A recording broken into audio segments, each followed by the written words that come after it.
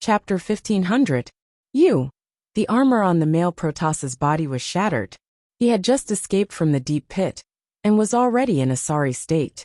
He no longer had the confidence and elegance that he had just now. There was only panic and fear left in his eyes. Swoosh. The male Protoss did not move at all. Suddenly, a huge golden shield appeared in his hand and stood in front of him. Su Zimo's eyes narrowed slightly. The male Protoss did not have a storage bag on him. He saw clearly that this huge golden shield was taken out from a ring on the male Protoss's finger. The use of this ring was probably similar to the storage bag on his waist. Su Zimo did not think too much, and continued to slap down with his palm. Boom! Su Zimo's palm landed on the golden shield, and there was a loud explosion. Although this golden shield was intact, Su Zimo's palm had suppressed both the shield and the male Protoss. The male Protoss's body fell heavily to the ground. This time, without the protection of the golden armor, the male Protoss's organs were shaken violently, and he spat out a large mouthful of blood. Good. Su Zimo nodded slightly and said, "You're quite capable to be able to take 2 of my palms." This sentence was extremely harsh to the male Protoss. As a half-martial ancestor Protoss, when had he ever suffered such humiliation? The male Protoss slowly stood up, and wanted to pick up the huge golden shield beside him again. However, he realized that the huge shield had already dimmed. The mysterious runes on it had been completely destroyed by Su Zimo. This was because there was a clear palm print in the middle of the huge shield, covering all the runes below. Who exactly are you? The male Protoss's face darkened as he gritted his teeth and said, "Are you from some forbidden race on Tianhuang mainland?" "I'm not a forbidden race. I'm a human," Su Zimo said indifferently. "Impossible," the male Protoss shouted. "The human race is the weakest race, the bottom of the food chain. How can you be a human?" "I'm Araki Takashi," Su Zimo added. "Impossible, absolutely impossible." The male Protoss didn't have much of a reaction when he heard the name Araki Takashi. He just kept shaking his head. Su Zimo narrowed his eyes and stepped forward again. He stretched out his hand and grabbed the head of the male Protoss. It was too strange that traces of the Protoss had appeared in the Kunlun ruins. Furthermore, this Protoss had never heard of his name before, so there was no way he was from Tianhuang. Su Zimo wanted to capture the Protoss's primordial spirit and search his soul. The male Protoss sensed danger and suddenly shouted, "What are you waiting for? Attack together. Only then can we leave this place alive." It was only then that Jiao Ying and the rest of the Kunlun tribe reacted. After all, just now Su Zimo had only attacked twice, and he had beaten the male Protoss so badly that he could not fight back at all. "Araki Takashi," the male Protoss roared as his blood essence rose. He shouted, "You want to suppress me? Impossible." Whoosh! A huge and magnificent ancient building appeared behind the male Protoss. It was golden and filled with a mysterious and strange aura. It was the Protoss's bloodline phenomenon. Countless living beings were kneeling and praying under the pyramid with pious expressions. The male Protoss stood at the top of the pyramid and opened his arms. It was as if endless power was surging into his body. His injuries were healing rapidly, and his aura was rising. At the same time, Jiao Ying and the remaining 6 Kunlun tribe mighty figures surrounded him and attacked. Jiao Ying and the rest realized how powerful Su Zimo was, and did not dare to hold back. Dharma spells, secret skills, and Dharma artifacts covered the sky and covered the earth. Light of the Firefly. Su Zimo's voice sounded, containing a supreme will. "How dare you compete with the bright moon?" After saying that, Su Zimo's figure had completely disappeared. What replaced him was a jade-green Qinglian that shot into the sky. It was jade-like, and its lotus petals bloomed slowly, emitting rays of light. "This is..." Jiao Ying and the other mighty figures of the Kunlun tribe were shocked. The Qinglian swayed gently. It was as if a pebble had been dropped into a calm lake, causing ripples that could be seen with the naked eye. The Dharma spells in midair were all destroyed. Some of the Khanate mighty figures' Dharma artifacts did not even get close to the Qinglian before their light dimmed rapidly, and they fell from midair. Crack! As for the perfect mighty figures' Dharma artifacts, and even lower Dharma artifacts, they shattered and were destroyed on the spot. The Qinglian swayed again. Yet another ripple spread out. The 6 Kunlun tribe mighty figures could not dodge at all, and were enveloped by the ripple, as though they were frozen in midair. Poof, poof, poof. Wherever the ripples passed, the mortal bodies of the Kunlun race's mighty figures exploded into clouds of blood mist. The essence spirits of the 6 Kunlun tribe mighty figures were devoured silently by the ripple created by the creation Qinglian, and turned into nothingness. The 6 Kunlun tribe mighty figures were all dead without a corpse. Jiuying realized that something was amiss and retreated first. Even so, 8 of his 9 heads had been shattered, and he had almost lost his life here. Jiuying retreated rapidly, and fled into the distance. Right then the creation Qinglian swayed for the 3rd time. Rumble! The pyramid beneath the Protoss male collapsed instantly, and countless gravel rolled down, burying the living beings that were kneeling and praying below. The Protoss male widened his eyes and cracks appeared on his body as well. It was a clash between his bloodline phenomenons. His bloodline phenomenons were completely defeated. Su Zimo's figure appeared again, and arrived beside the Protoss male in the blink of an eye. He slapped the Protoss male's head, and imprisoned his essence spirit. Following that, Su Zimo's figure flashed and chased after the fleeing Jiuying. Young master, be careful. This Jiuying has 9 heads. You have to see all 9 heads come down at the same time for this ferocious beast to die. Nian Qi reminded hurriedly. Oh. Su Zimo's expression was calm, and he was not surprised. He said casually, "That's nothing." Su Zimo grabbed the essence spirit of the Protoss male with one hand, and slashed gently in the direction of Jiuying with the other hand. After slashing, Su Zimo had already turned around and walked back without even looking at Jiuying. Qi, qi, qi. The fleeing Jiuying sensed danger, and could not help but turn around to take a look. That glance was filled with incomparably blazing sword beams. All he could see was a vast expanse of whiteness. He had no idea how many streaks of sword qi were coming at him from all directions. Jiuying's face was filled with despair. There was no way to avoid it. Even if he had 90 heads, it would not be enough to kill him, let alone 9. Poof, poof, poof. The sound of sword qi piercing flesh could be heard, and a blood mist filled the air. In the blink of an eye, Jiuying had already vanished, leaving behind a pile of flesh and blood that was minced by the heaven-slaying sword qi. Chapter 1501. If you dare to kill me, all of you will die. The essence spirit of the male Protoss roared as it was trapped in Su Zimo's palm. Su Zimo's expression was cold, and he was unmoved. Streams of fiend qi spread out from the ball of light in his palm, and coiled around the male Protoss's essence spirit rapidly, beginning a soul search. Ah! The male Protoss had a pained expression as his essence spirit curled up, and trembled continuously. Scenes surged into Su Zimo's mind one after another. Su Zimo gradually frowned. Due to the interference of a mysterious power, the scenes were a little blurry. However, all the environments in the man's memories were unfamiliar to Su Zimo. There were obscure words, strange buildings and strange languages. Everything was unfamiliar, and did not fit in with Su Zimo's understanding of the past. Of course, Tianhuang mainland was vast, and filled with all sorts of strange things. There were also many regions that Su Zimo had never set foot in before. It was not surprising that there would be such scenes in some regions. Poof! Before long, the essence spirit of the male Protoss exploded. The soul search failed. The entire process was extremely short, and Su Zimo did not obtain any useful information. Nian Qi and Extreme Fire walked over as well. Both of them were conjoint body mighty figures. Although they were severely injured just now, they were able to move freely after resting for a while. How was it? Did you get anything? Extreme Fire asked. Su Zimo shook his head and said in a deep voice, "The background of this Protoss is a little strange. I can't be sure yet, but he shouldn't be from Tianhuang mainland." Young Master Senior Extreme Fire, look over here. Right then, Nian Qi walked to the edge of a wall not far away and suddenly shouted. Su Zimo and Extreme Fire walked over and looked up. There were many words on the wall. However, they were covered by dust and spider webs, and could not be seen clearly. Su Zimo gently waved his robe. His spiritual energy surged and swept away the dust on the robe, revealing a graceful handwriting. These rows of words were extremely neat. There were only 4 words in the first row.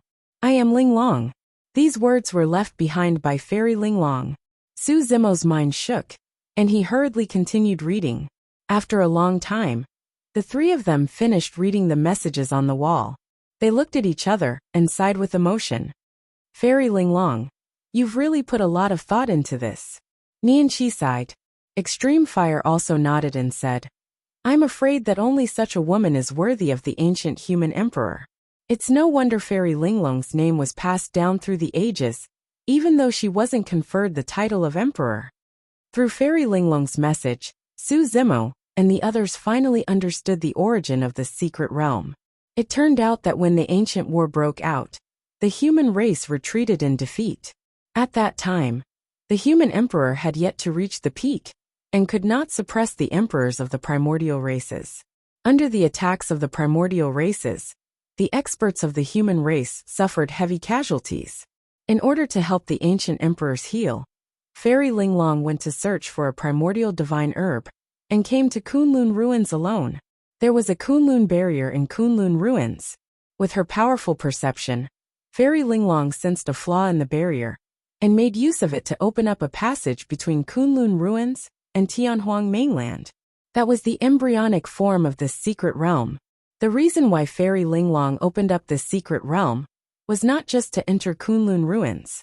Her true goal was to leave a way out for the human race. If the human race was defeated in the ancient war, Kunlun ruins would be their final retreat. That was because this was the forbidden ground of the primordial races. As long as they retreated here, they could at least preserve the bloodline of the human race and pass down their civilization. They would not be completely destroyed by the primordial races. In this secret realm, a large number of dermic weapons, cultivation techniques, secret skills and treasures were prepared for the humans who retreated to Kunlun ruins. If the human race really reached that stage, their vitality would definitely be greatly damaged, and less than 1/10 of them would survive. Countless inheritances would be severed. As for these dermic weapons, cultivation techniques, secret skills and treasures, they could protect the human race and pass down their civilization. They could accumulate strength and wait for an opportunity to rise again. Fairy Ling Long did not choose to carry those treasures with her. That was because she knew that she would definitely not retreat in the ancient war. She would fight to the end with the human emperor and the ancient emperors. Even if she had to bleed to the last drop of her blood, she would protect the dignity of the human race and die without regrets. When Fairy Ling Long left this place, she was already prepared to die. The handwriting here was equivalent to Fairy Ling Long's last words. At that point, Su Zimo and the other 2 were moved and felt touched and admiration deep in their hearts. The 3 of them bowed deeply to the wall in unison. They were bowing to the ancient emperors. They were bowing to the ancient human emperor. They were bowing to Fairy Ling Long. They were paying their respects to the countless predecessors who had fallen in the primordial war. Perhaps they were nameless or had no surname. Perhaps they did not leave behind any records. However, it was their passion, their corpses and their unyielding spirit that created the glory of the human race throughout history. Su Zimo and the other 2 stood up and exchanged glances with a smile. At the very least, the worst outcome of the ancient war did not happen. The rise of the human emperor was invincible and suppressed the various primordial races. Eventually, he led the human race to victory in the ancient war.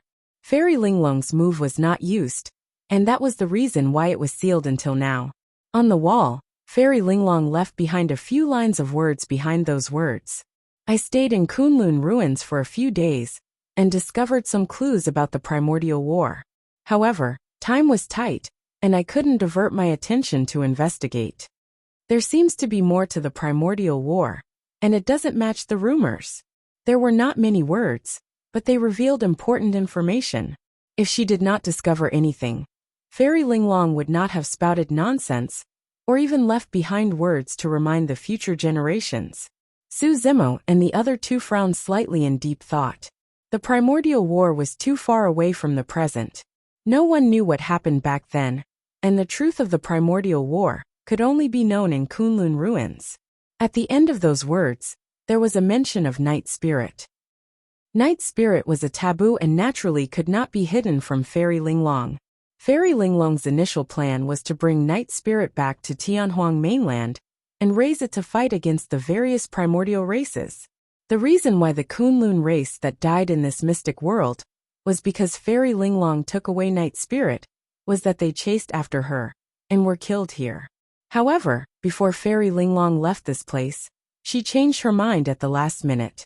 Firstly, it would take a long time for Night Spirit to grow. At that time, the ancient war had already reached its most intense state, and there was no time for Night Spirit to grow. Secondly, Fairy Linglong was worried as well. If she brought Night Spirit back to Tianhuang mainland, it would cause an unimaginable disaster, and she would be the sinner of Tianhuang mainland. Fairy Linglong did not want to send Night Spirit back to Kunlun ruins either.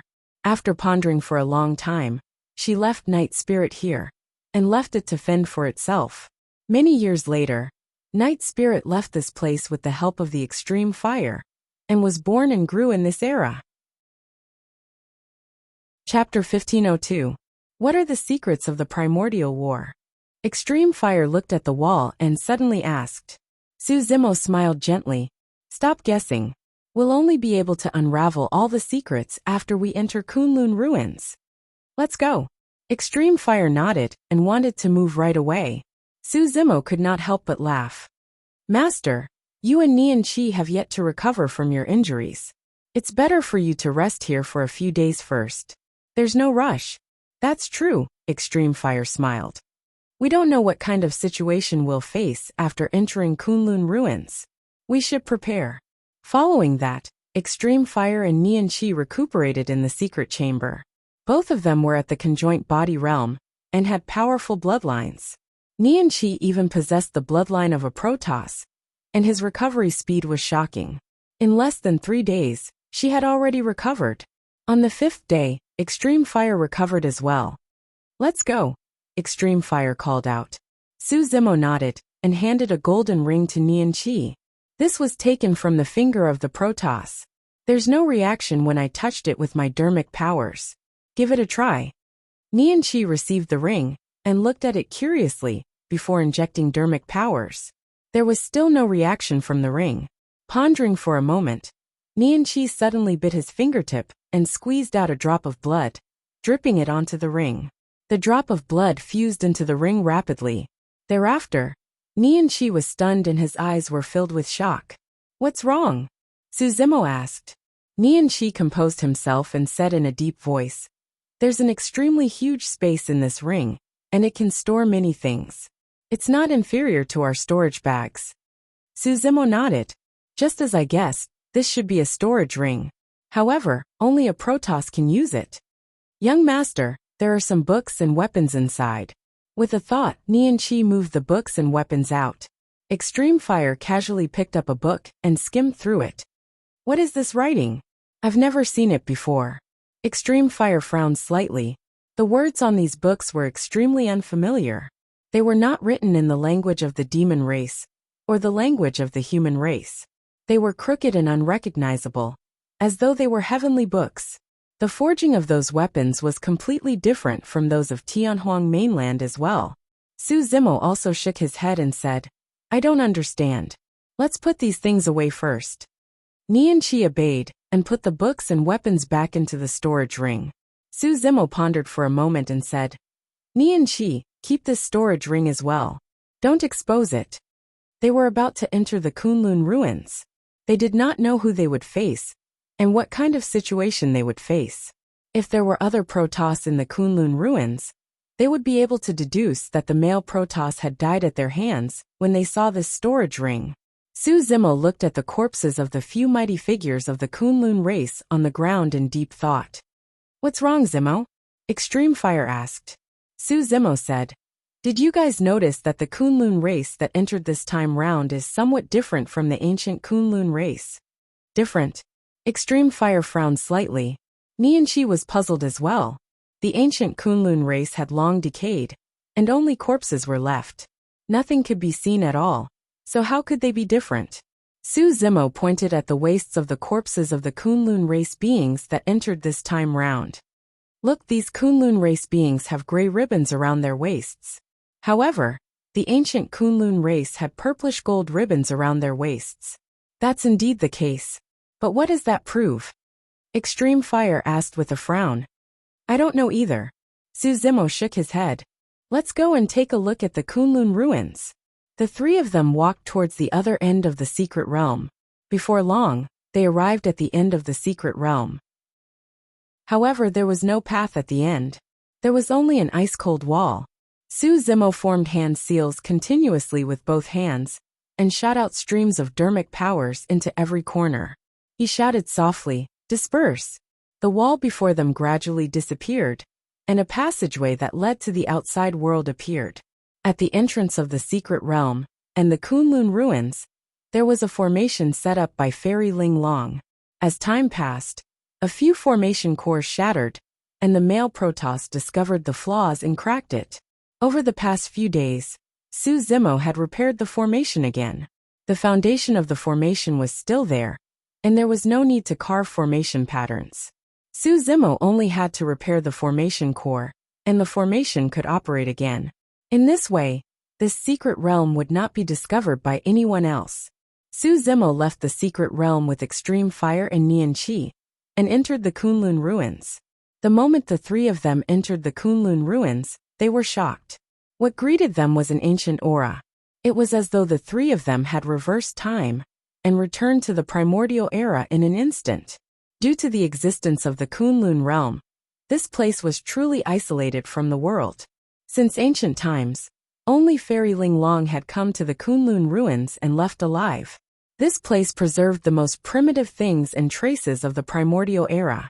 All of the buildings here were very different from the buildings of the present day. Of course, most of them had already been reduced to ruins. Su Zimo and the other two headed in one direction and walked slowly, surveying their surroundings. Everything they saw was ruins and corpses. All the buildings were built on top of the ruins. Even the vegetation was rooted in the ruins. Not long after, their expressions flickered as they saw another demon spirit fruit not far away. Nian Qi scanned his surroundings, and did not discover any danger. Only then did he walk forward quickly, and pluck the fiend spirit fruit, handing it to Su Zimo. Back then, the fiend spirit fruit, at the periphery of the Kunlun ruins, was given to Extreme Fire first. Naturally, this one was given to Su Zimo first. Take it. Su Zimo smiled gently. Nian Qi shook his head stubbornly and insisted. Su Zimo had no choice but to put away the fiend spirit fruit. The three of them did not walk far when they saw another fiend spirit fruit. The three of them had wandered around the periphery of the Kunlun ruins for a long time and fought countless vengeful spirits and ghosts, but they only obtained a single fiend spirit fruit. However, they had not walked far in the Kunlun ruins when they saw two in a row. With that, the three of them would possess the spirit fruit. With the existence of the fiend spirit fruit, the three of them could increase their success rate by 30% when they experienced the fire of the divine power tribulation, when breaking through to the Mahayana realm. The fiend spirit fruit had long gone extinct in Tianhuang mainland. To think that the three of them would obtain 3 in the Kunlun ruins. The old storyteller was right. The Kunlun ruins was an unknown place. Although it was extremely dangerous, it also had great opportunities. No one knew how many treasures there would be here, and the fiend spirit fruit was only one of them. Su Zimo's heart surged with anticipation as well. Perhaps Qingmian's true body could grow rapidly here. The reason why the fiend spirit fruit was so common in the Kunlun ruins was not only because of the special environment here, but also because the people in the Kunlun ruins did not need it at all. That was because they could not step into the Mahayana realm. Although the fiend spirit fruit was a treasure, it was useless to them. Chapter 1503. The three of them continued forward. After walking for about an hour, they did not see a single Kunlun being. Strange, where did the Kunlun race go? Extreme Fire was puzzled. There's another fiend spirit fruit over there. Nian Qi scanned the area, and caught sight of another fiend spirit fruit not far away. Pausing for a moment, Nian Qi continued. However, the three of us already have it. It's useless to eat more of such a universal treasure. It's fine, Su Zimo said. Let's pluck it. We can bring it to some old friends in Tianhuang mainland when we leave this place. That's right. Extreme Fire nodded as well. No one fought for the fiend spirit fruit in Kunlun ruins. However, in Tianhuang mainland, the various major sects, factions and half-martial ancestors would fight for it. Nian Qi walked over quickly. Before long, Su Zimo's expression changed and he suddenly said, Nian Qi, come back. Nian Qi paused in his tracks and heard the warning in Su Zimo's tone. True enough. Not far away, dozens of figures sped over. The two people in the lead had powerful auras and were at the conjoint body realm. Behind them were some Dharma Daojun. Those people charged toward Su Zimo and the other two aggressively. In the blink of an eye, they arrived and surrounded the three of them with unfriendly expressions. If he was not wrong, they should be the Kunlun race. Su Zimo swept his gaze. The Kunlun race beings had gray ribbons tied around their waists. They should be from the same faction as the Kunlun race beings that entered the mystic realm a few days ago. Outsiders. A conjoint body mighty figure on the left had a cold expression and sharp gaze as he suddenly hollered. We are indeed from Tianhuang mainland. Su Zimo nodded and did not hide anything. Be it their attire or aura. The three of them were too different from the Kunlun race that had lived here for eons and could not hide it at all. Outsiders, kill without mercy for trespassing into Kunlun ruins. The conjoint body mighty figure on the right waved his hand and ordered immediately. The surrounding Dharma Daojun gathered their Dharma spells and took out their Dharma artifacts, ready to attack. Su Zimo snorted and suddenly flicked his finger. Qi. Qi. Two bedazzling sword qi burst forth from his fingertips. White and murderous, they slashed towards the two conjoint body mighty figures. The two conjoint body mighty figures' expressions changed drastically. The sharpness of the heaven-slaying sword qi made the two of them shudder. The two conjoint body mighty figures dodged with all their might and retreated. However, they could not avoid the two heaven-slaying sword qi. Puchi. Blood gushed out. His two arms were thrown high up in the air, chopped off by the heaven-slaying sword qi. The most frightening thing was that the sharpness and destructive power of the heaven-slaying sword qi prevented the two conjoint body mighty figures from regrowing their severed limbs. The wound was bleeding nonstop. You wait. The two conjoint body mighty figures panicked and fled into the distance after leaving behind some threatening words, vanishing in the blink of an eye. I'm Araki Takashi. Suddenly Su Zimo said, Don't forget to report my name when you return. The other Dharma Daojun had just conjured their dermic arts and were dumbfounded by what they saw before they could release them. The two conjoint body mighty figures were sent fleeing by two sword qi before they could attack. How could they dare to move? One of the Dharma Daojun's dermic weapons had just been sent out. Just as it was about to hit Su Zimo, the Dharma Daojun changed directions hurriedly as though his life depended on it, avoiding Su Zimo and summoning his dermic weapon back. Su Zimo glanced over slightly. The Dharma Daojun scattered in fright and disappeared before Su Zimo and the other two before long. Su Zimo did not move nor did he chase after them. Why did Zimo hold back and let them leave?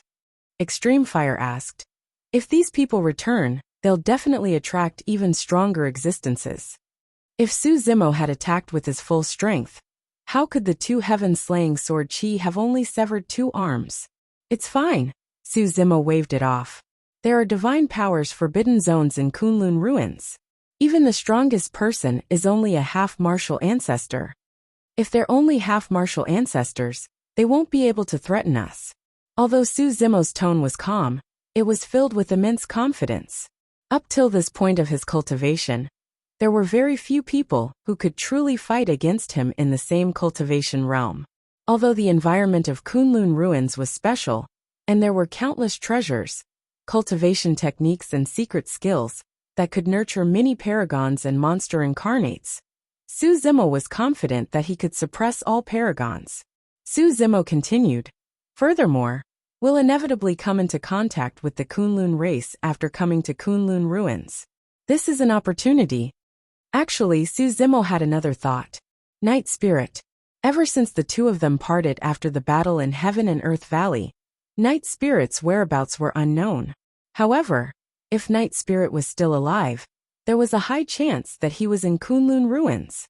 The reason why Su Zimo announced his Dao title earlier on was because he wanted to use the two conjoint body mighty figures to spread the news. If Night Spirit was in the Kunlun race, he would definitely know that he was here. The three of them continued forward. Not long after, several figures appeared not far away. This time round, there were only more than 10 figures, but their auras were much stronger. The leader was a half-martial ancestor expert. He had a head of gray hair and was skinny, but his demonic chi surged. The dozens of figures behind him were all conjoint body mighty figures. The two conjoint body mighty figures, whose arms were severed by Su Zimo earlier, on were in the middle as well. The arms of the two mighty figures had already recovered to their original state. It was clear that an expert had helped to erase the sword chi on their severed arms. The two of them had to use their dermic powers to regenerate their severed arms. Uzuraki Takeshi. The gray-haired man in the lead approached and asked slowly, "Commander, it's him." One of the conjoint body mighty figures who escaped hurriedly stood out and pointed at Su Zimo. "You're Araki Takeshi?" The gray-haired man narrowed his eyes that shone with a faint light. No one knew what he was thinking. A moment later, the gray-haired man suddenly said, "Follow me. Master wants to see you." "Who's your master?" Su Zimo asked. "Our master is naturally the master of Kunlun ruins, the Lord of Kunlun." The gray-haired man said proudly, "Follow me. You'll know after you meet master." Su Zimo's heart skipped a beat as he nodded to Extreme Fire and Nian Chi. The gray-haired man led the way. Su Zimo and the other two followed closely behind. Along the way, Su Zimo was actually a little nervous and expectant. Given Night Spirit's capabilities, there was definitely hope for him to become the Lord of Kunlun. Could it be Night Spirit? Everyone advanced at an extremely fast speed. After walking for about 2 hours, they did not see many Kunlun race beings along the way. Su Zimo frowned and asked, "There should be a huge number of Kunlun race beings. Why are there so few of you?" "That's because most of our clansmen have gone to eliminate the traitors," the gray-haired man said indifferently. Pausing for a moment, the gray-haired man continued, "After you meet master, be careful with your words. Say whatever you want. Otherwise, all three of you will die in his rage." Chapter 1504. Under the lead of the gray-haired man, Su Zimo and the other two advanced. The group of mighty figures of the Kunlun race that followed him looked at the three of them with obvious hostility. They surrounded the three of them in the middle, as though they were afraid that they would escape. After a long time, a massive and majestic palace appeared before them. It stretched for hundreds of kilometers, and was grand and luxurious. Every single brick and tile was made from the best materials and treasures. The architectural style of the palace was rather ancient as well. A group of patrolling Kunlun beings passed by everyone. When they saw the gray-haired man, they knelt on the ground with respectful expressions and shouted, "Greetings, Commander." "Yes." The gray-haired man nodded with a calm expression and imposing aura. He waved his hand and said, "Get up." Upon hearing that, the patrolling Kunlun beings stood up and left. The gray-haired man turned around and glanced at Su Zimo and the other two. He said coldly, "Remember, kneel and bow when you see the Lord of Kunlun." Extreme Fire revealed a disdainful expression when he heard that. Who was he? He was the top weapon refinement grandmaster in Tianhuang mainland, and countless conjoint body mighty figures came to beg him to refine weapons. He was a mighty figure who dominated a region with torrential combat strength. How could he kneel to anyone casually? "What Lord of Kunlun? You sure are arrogant." Extreme Fire sneered internally but did not say anything. Nian Chi was expressionless. She only listened to Su Zimo. If Su Zimo asked her to kneel, she would kneel. Su Zimo's expression was calm, and one could not tell if he was happy or angry. The gray-haired man raised his brow slightly and sneered. "Don't blame me for reminding you guys that this is Kunlun ruins. Kunlun ruins has its own rules. I don't care what kind of powerful figures you guys are in Tianhuang mainland. Once you're in Kunlun ruins, even a dragon has to lie down obediently." Anyone who doesn't abide by the rules in Kunlun ruins will be killed without mercy.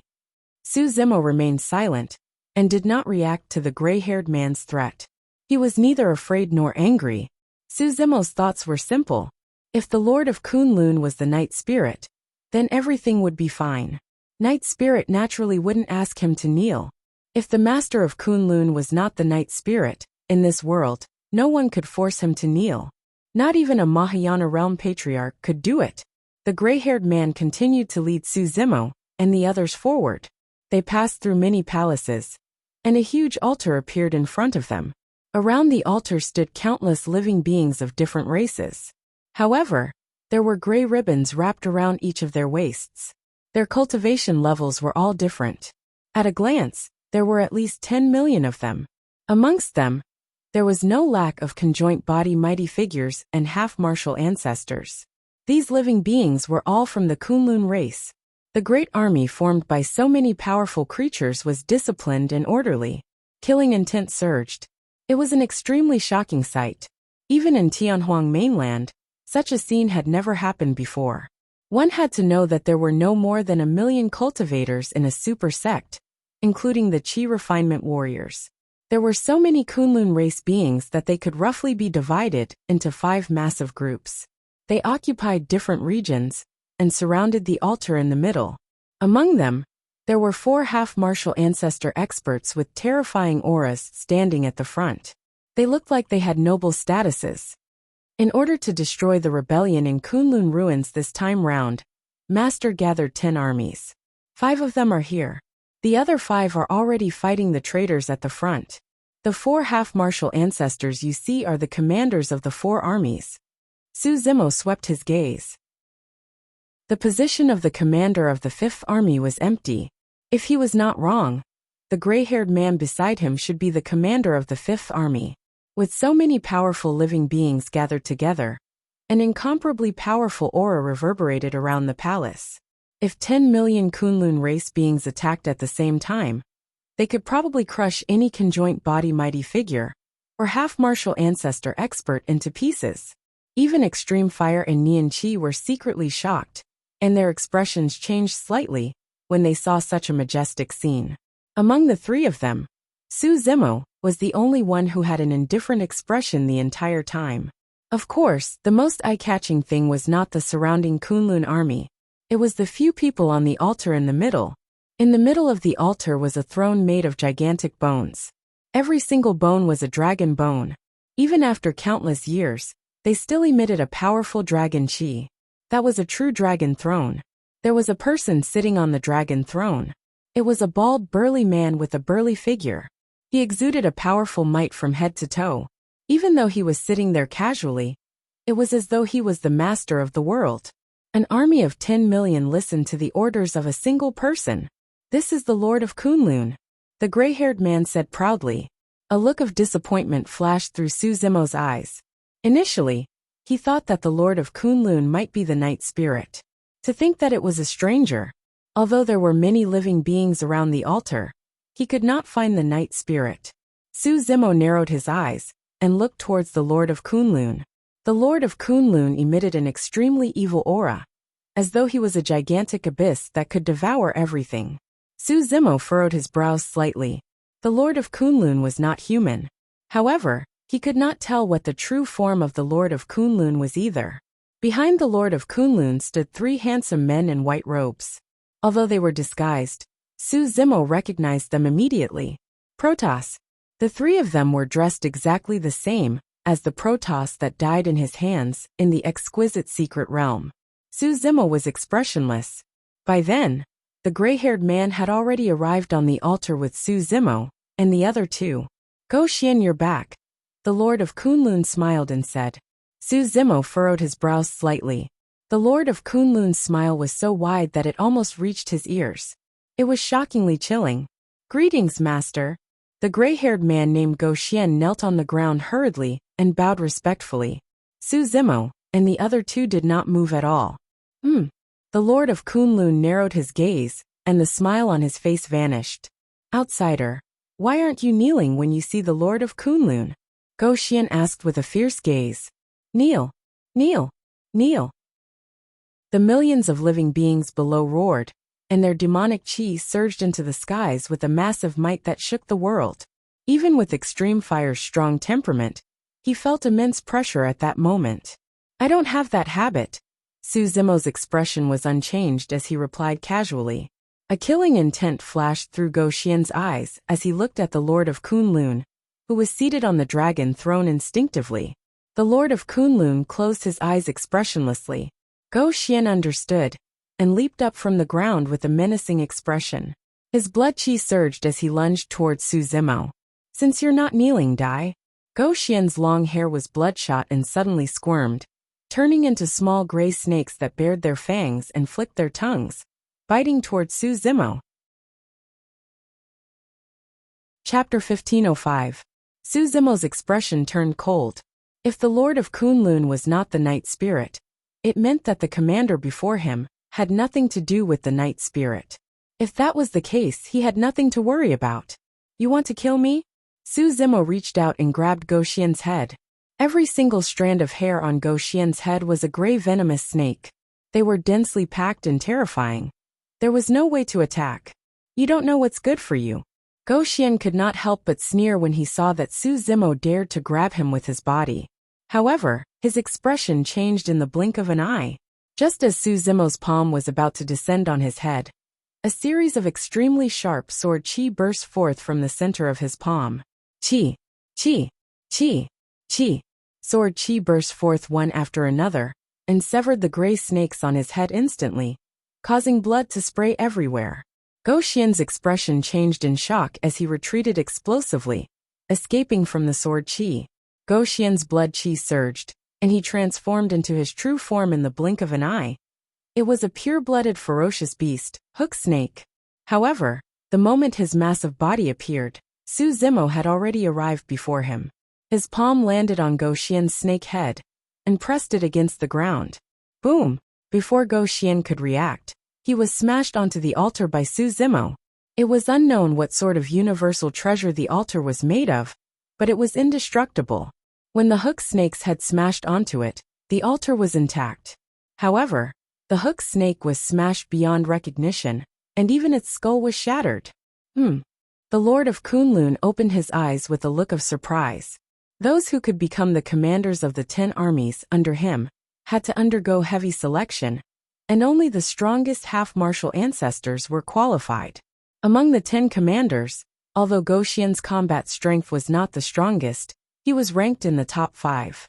Furthermore, the green-robed cultivator was only at the conjoint body realm. However, Go Xian was a half-martial ancestor. The moment both sides exchanged blows, Go Xian was defeated. An uproar could be heard from below the altar. In the hearts of the Kunlun race, the status of the commanders was second only to the Lord of Kunlun. None of them could be challenged or defeated.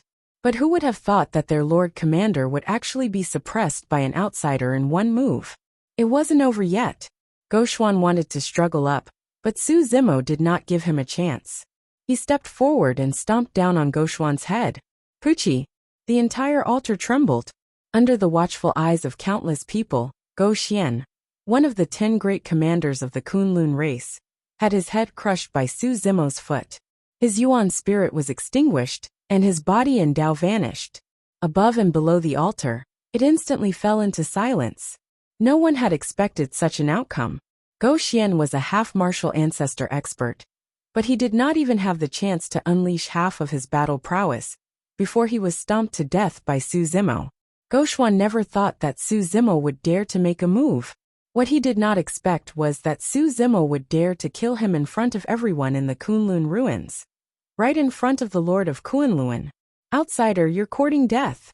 Roar! Roar! The 4 commanders below reacted, and reverted to their true forms one after another. They roared and descended on the altar, surrounding Su Zimo in the middle. Kill him! Kill him! The Kunlun race below gradually recovered from their shock. Their eyes surged with blood as they roared furiously. Clap! Clap! Clap! Right at that moment, someone clapped gently. The clamor from above and below the altar quickly disappeared. The eyes of the 4 great commanders also trembled. Fear flashed across their faces as they slowly withdrew. There was only one person in the Kunlun ruins who had such prestige. On the dragon throne, the Lord of Kunlun clapped and nodded slightly. Ruthless, ruthless, strong. I like it. After a pause, the Lord of Kunlun suddenly asked, "You're Araki Takashi?" "That's right," Suzimo said. "How did you guys enter from Tianhuang mainland?" The Lord of Kunlun asked again. "There's a Kunlun barrier here. Normally speaking, you guys can't enter at all." Initially, we were indeed blocked outside. Later on, for some reason, a node suddenly appeared on this barrier. We seized the opportunity and entered the Kunlun ruins through this node. Suzimo was already prepared, and naturally would not tell him about the exquisite secret realm. Oh, the Lord of Kunlun was still expressionless as he asked, "Where is this node?" Suzimo pointed in a random direction and said, "It's useless even if we search for it now. That node has long disappeared." "You're lying." The Lord of Kunlun's eyes suddenly shone with an evil light. The moment he said that, the Lord of Kunlun had already disappeared from the dragon throne. He was too fast. Before extreme fire and Nian Qi could react, an evil and terrifying aura had already descended in front of them. "Watch out!" Suzimo hollered and pushed extreme fire and Nian Qi to the side with a casual sweep. His blood qi burst forth, and the sound of a tsunami burst forth from his body. Bang! Bang! Bang! The moment extreme fire and Nian Qi stood still, the Lord of Kunlun and Suzimo had already begun fighting. The two figures intersected on the altar and fought speed. In just a few breaths, both parties had exchanged at least 100 punches. The bloodline of the Lord of Kunlun was also channeled to the extent of tsunami blood. This Lord of Kunlun is very strong. Extreme Fire was secretly shocked. Although Suzimo did not release his full strength, there were very few experts who could fight Suzimo to this extent in melee combat. At the very least, he and Nian Qi were definitely not a match for the Lord of Kunlun. All of a sudden, the two of them exchanged another blow and separated upon contact. Ha ha ha ha. The Lord of Kunlun suddenly threw his head back and laughed. His mouth was wide open and almost reached the back of his head, revealing his ferocious intersecting fangs. It was terrifying. Awesome, awesome. The Lord of Kunlun laughed loudly without any anger on his face. Suzimo's expression was calm as he looked at the Lord of Kunlun quietly. "Araki Takashi, why have you come to Kunlun ruins?" the Lord of Kunlun asked. Suzimo said, "I heard that there are many natural treasures here.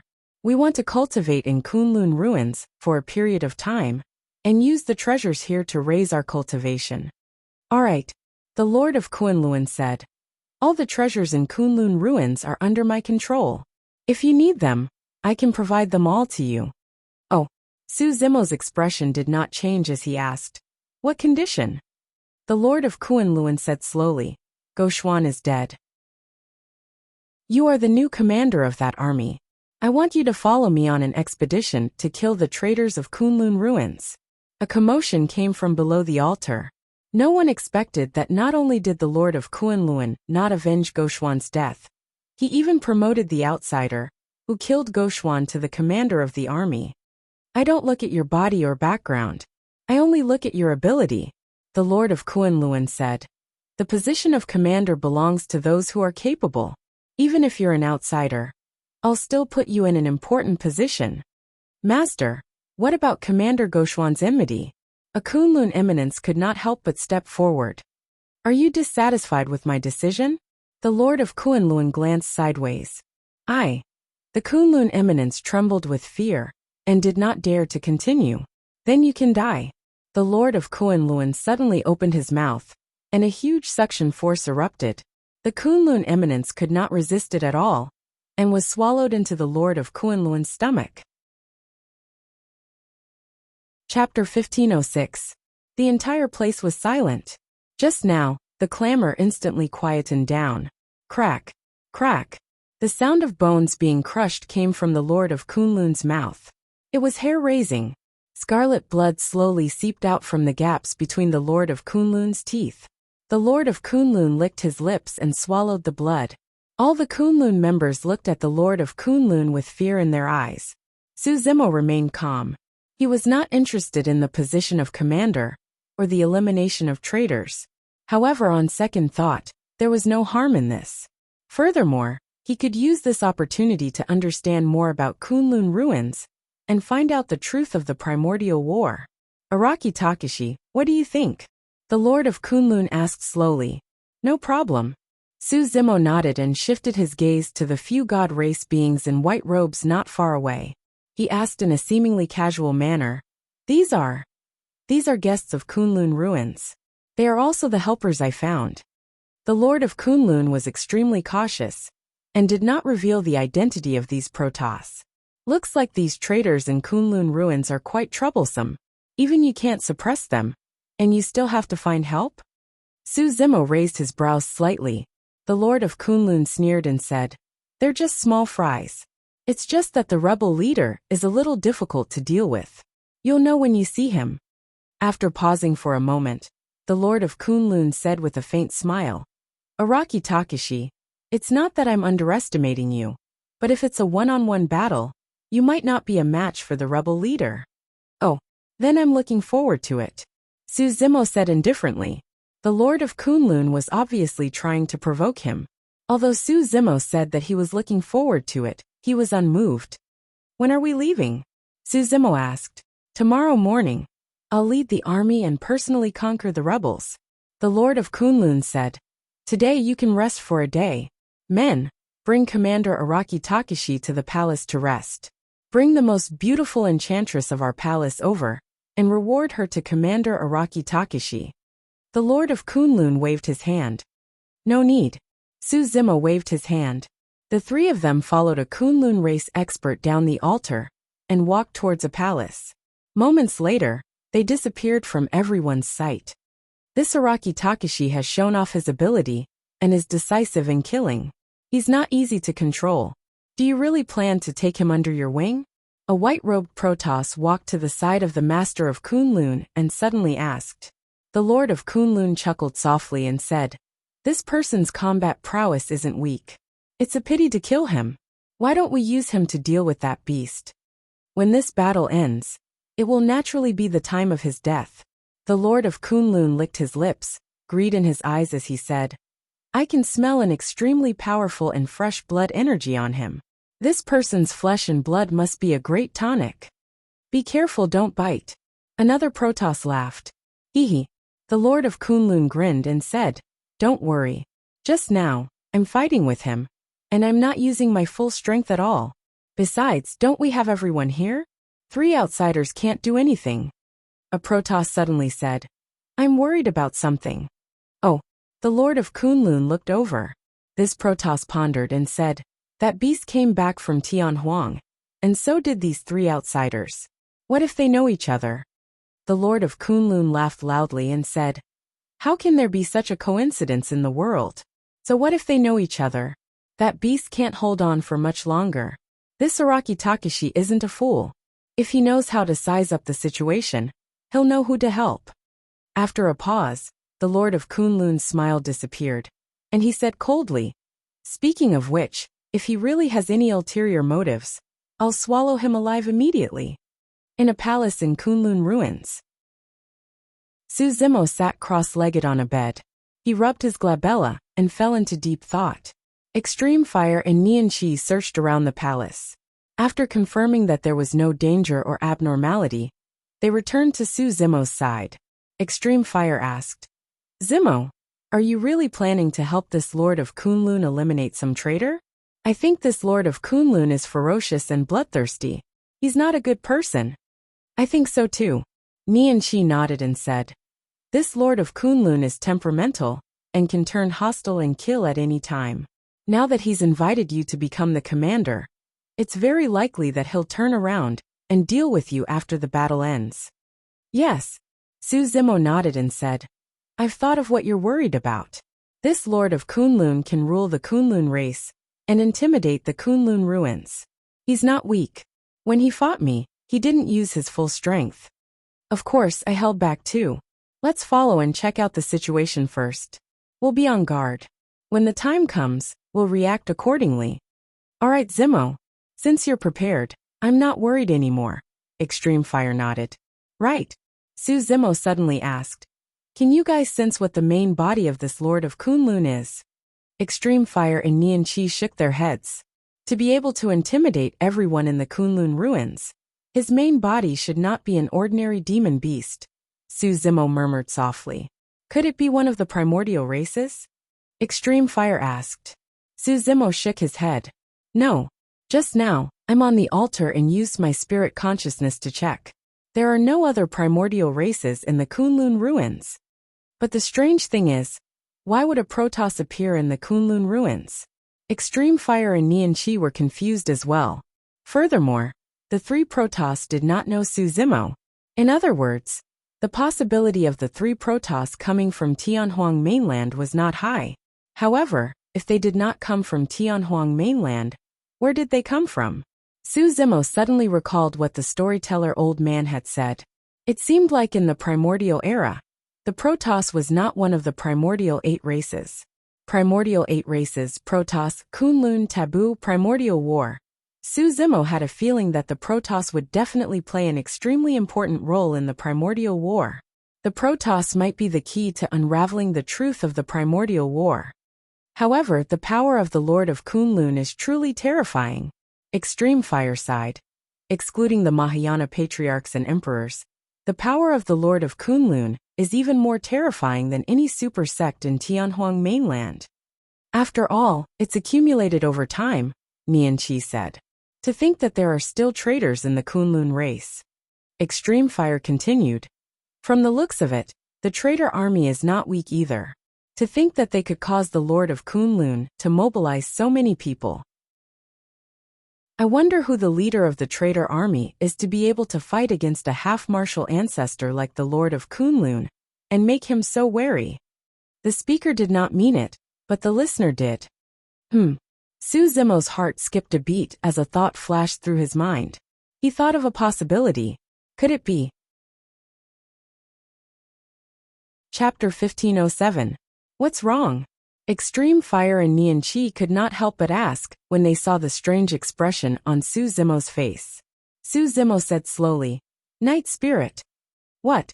Extreme Fire and Extreme Fire were shocked as they exclaimed. That was a bold guess. However, on second thought, it was not impossible. If Night Spirit was still alive, he would have searched for Su Zimo in Tianhuang mainland a long time ago. The most likely place for him to appear was in Kunlun ruins. That was because this piece of land was inextricably linked to Night Spirit. This was Night Spirit's home. The ancestors of Night Spirit were buried in this piece of land. Furthermore, given Night Spirit's combat strength, he would definitely not be unknown if he returned here. It was also very likely that Night Spirit would become an overlord and fight against the Lord of Kunlun. Then what are we waiting for? Nian Qi said in a deep voice. Let's kill our way out now and regroup with Night Spirit. There's no hurry, Su Zimo said with a calm expression. Firstly, this is only my guess and I haven't confirmed it yet. Secondly, even if the leader of the rebellion is truly Night Spirit, we're not in a hurry at this moment. Extreme Fire nodded as well. The Lord of Kunlun is going to lead an army personally tomorrow. This means that the situation over there should be a stalemate. Night Spirit should be able to hold on. If we stay here, we can control the Lord of Kunlun's every move. It's much more useful than charging out rashly now. There's no hurry. We'll know the truth tomorrow. Su Zimo said faintly. The three of them did not sleep for the entire night.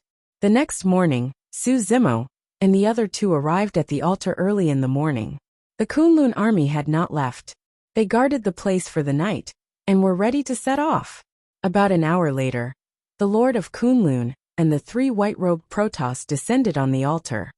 My fellow clansmen, the Lord of Kunlun looked around and said loudly, I've just received news that the rebels have been defeated.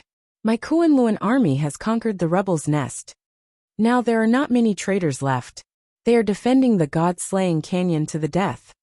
The Lord of Kunlun raised his arm and shouted, Everyone, follow me to kill the traitors and flatten the canyon. Kill the traitors and flatten the canyon. Kill the traitors and flatten the canyon. The Kunlun race below let out a series of enraged roars. The Lord of Kunlun pressed his hands down and said, Everyone, the The guests I invited will also arrive at the Kunlun ruins today. At that time, we will join forces with them and launch a pincer attack. We will definitely be able to kill all the rebels in the God-slaughtering canyon. Kill! Kill! Kill! The Kunlun race army roared in anger. The Lord of Kunlun continued. At that time, these guests will help us dispel Kunlun's barrier, and we can leave this place and return to Tianhuang mainland. At that time, we'll be able to reach the Mahayana stage and learn new abilities. At that time, we'll be able to break free from the shackles of heaven and earth and extend our lifespans. At that time, we'll be able to dominate Tianhuang mainland and not be trapped in these ruins and be unknown. The Kunlun race below let out excited cries. One had to admit that the Lord of Kunlun's words were very infectious. However, right from the beginning, Su Zimo was expressionless. He was curious. Who were the guests the Lord of Kunlun was referring to? The Protoss? Why would the Protoss come to Kunlun ruins? Let's go. The Lord of Kunlun waved his hand. The Kunlun race army stood up one after another and boarded the gigantic spirit ships, sailing towards the west with a murderous aura. The Lord of Kunlun, the 3 Protoss, Su Zimo and the other 2, and the other 4 commanders were all on the largest and most imposing warship in the lead. Everyone stood on the deck of the ship, facing the wind. How do we differentiate between the traitors and our Kunlun army? Su Zimo suddenly asked. It's extremely easy, the Lord of Kunlun smiled. The Kunlun race under my command have gray ribbons around their waists, while the traitors have purplish gold ribbons. You just have to remember to kill all living beings with purplish gold ribbons. Su Zimo nodded. Pausing for a moment, Su Zimo asked again. What's the background of this rebel leader? It seems like he's quite famous to be able to gather an army to fight against you. Fufu. The Lord of Kunlun sneered. He's just a beast that returned from the outside. He's merely relying on his bloodline and the reputation left behind by his ancestors. Those who follow him are all stubborn old fogies. A cold glint flashed through the depths of Su Zimo's eyes. He was almost certain that the so-called rebel leader was Night Spirit. At the thought of meeting Night Spirit, Su Zimo's heart burned with passion. To him, nothing was more important than Night Spirit being alive. The army sped forward at full speed. About 2 hours later, countless corpses could be seen piled up in the ruins of the wilderness. Blood flowed like rivers. All of them had died not long ago. Some of the corpses had purplish gold ribbons around their waists. However, some of them had gray ribbons. It could be deduced that this was the first battlefield where both sides fought. The battlefield extended into the distance. Corpses were everywhere and were getting denser. It was clear how tragic this battle was. Not long after, a huge palace could be seen not far ahead. The ceiling of the palace was already in shambles. Only the 4 walls were still standing. This is the nest of that rebel. The Lord of Kunlun pointed at the dilapidated palace and laughed. However, it has already been completely conquered by my army. Su Zimo's gaze narrowed slightly. On the walls of the dilapidated palace, he saw a series of lifelike drawings that seemed to be depicting something. What's that? Su Zimo pointed at the drawings on the walls and suddenly asked. The Lord of Kunlun swept his gaze casually and pursed his lips. It's just some old matters. Anything about the primordial war has long passed. Primordial war? Su Zimo's heart skipped a beat as he said, I'll go down and take a look. Up to you. However, you're the commander of the new army. Don't stay for too long. We'll wait for you at the God-slaying canyon. The Lord of Kunlun instructed. He was not worried that Su Zimo and the other 2 would escape. In Kunlun ruins, no one could escape his control. In a flash, Su Zimo leaped down from the warship. Extreme Fire and Nian Qi followed closely behind. The warships and spirit vessels of the Kunlun army flew past the palace and sped towards the west. Su Zimo stepped on the corpses in ruins. He arrived at the entrance of the palace and paused for a moment. He had a premonition. This palace might very well reveal the true secret of the primordial war. Su Zimo took a deep breath and stepped into the palace. He looked at the first painting on the left. The first painting was very simple. It was a long and deep canyon. At the end of the canyon, there was a huge cave. The cave was surging with multicolored brilliance, changing unpredictably. There were a few figures walking out of this multicolored brilliance. Chapter 1508. This canyon. Nian Qi tilted his head slightly and murmured, I heard the Lord of Kunlun mention a canyon called the God-Slaying Canyon just now. Could it be there? It's possible. Extreme Fire nodded. The gazes of the three of them fell on the few people who had walked out of the five-colored cave. The characteristics of these people were too obvious. Blonde hair, blue eyes, tall figures and handsome facial features. Protoss. The three of them exchanged glances and could see the surprise in each other's eyes. The picture was very simple and ordinary. That was all it drew. However, there were 4 small words below the picture. Su Zimo subconsciously murmured, Mainland of Gods. What does that mean? Extreme Fire and Nian Qi frowned slightly in confusion. Mainland of Gods. Su Zimo murmured again, and walked forward to look at the second picture. The style of this picture changed abruptly. It was still in the same canyon, but it was dyed red with blood, and many corpses were piled up in the canyon. And these corpses were all Protoss corpses. 2 ferocious and terrifying demon beasts stood on these Protoss corpses, and were roaring in the direction of the colorful cave. Even though it was just a picture, the three of them could still sense the terrifying aura of these demon beasts. It was as if it could penetrate the walls and intimidate one's heart. Shock appeared in the eyes of the three of them. That was because this ferocious demon beast looked exactly the same as the night spirit's main body. However, its body was much larger. One was purple all over, and had a slimmer figure. The other was golden all over, and had an extremely strong body. That was the primordial taboo Qi. Furthermore, there were 2 Qi. 1 male and 1 female. Extreme Fire was dumbfounded. After a while he exclaimed, Heavens, the taboo race actually had 2 Qi in the primordial era. At the end of the canyon, Protoss were still rushing out of the cave that shone with colorful light. One by one, the Protoss walked out of the cave and charged toward the 2 Qi. The picture froze. This painting was vivid and lifelike. As the three of them stood in front of this painting, it was as if they had gone back in time to the primordial era and personally witnessed this great battle. However, the eyes of the three of them were still filled with confusion. Su Zimo's gaze shifted downwards. At the bottom of the picture, there were still 4 words written in small font, Protoss Invasion. Nian Qi's heart skipped a beat when she saw those words. Su Zimo and Extreme Fire were also stunned. The 2 of them subconsciously turned back to look at the first picture. Linking the 2 pictures together revealed a lot of information. After a brief silence, Extreme Fire tried asking, Is the so-called godly mainland in existence like Tianhuang mainland? I think so. Su Zimo nodded. The universe is vast and boundless. There are countless worlds like Tianhuang mainland. In other words, the Protoss was not a living being of Tianhuang mainland at all. He was a true outsider. If that was the case, many things could be explained. The bloodline and cultivation techniques of the Protoss were extremely different from the various races on Tianhuang mainland. After a Protoss's bloodline awakened, they would be born with a bloodline phenomenon. According to the records left behind by Fairy Ling Long, the primordial era consisted of the primordial 8 races, and Protoss were not included.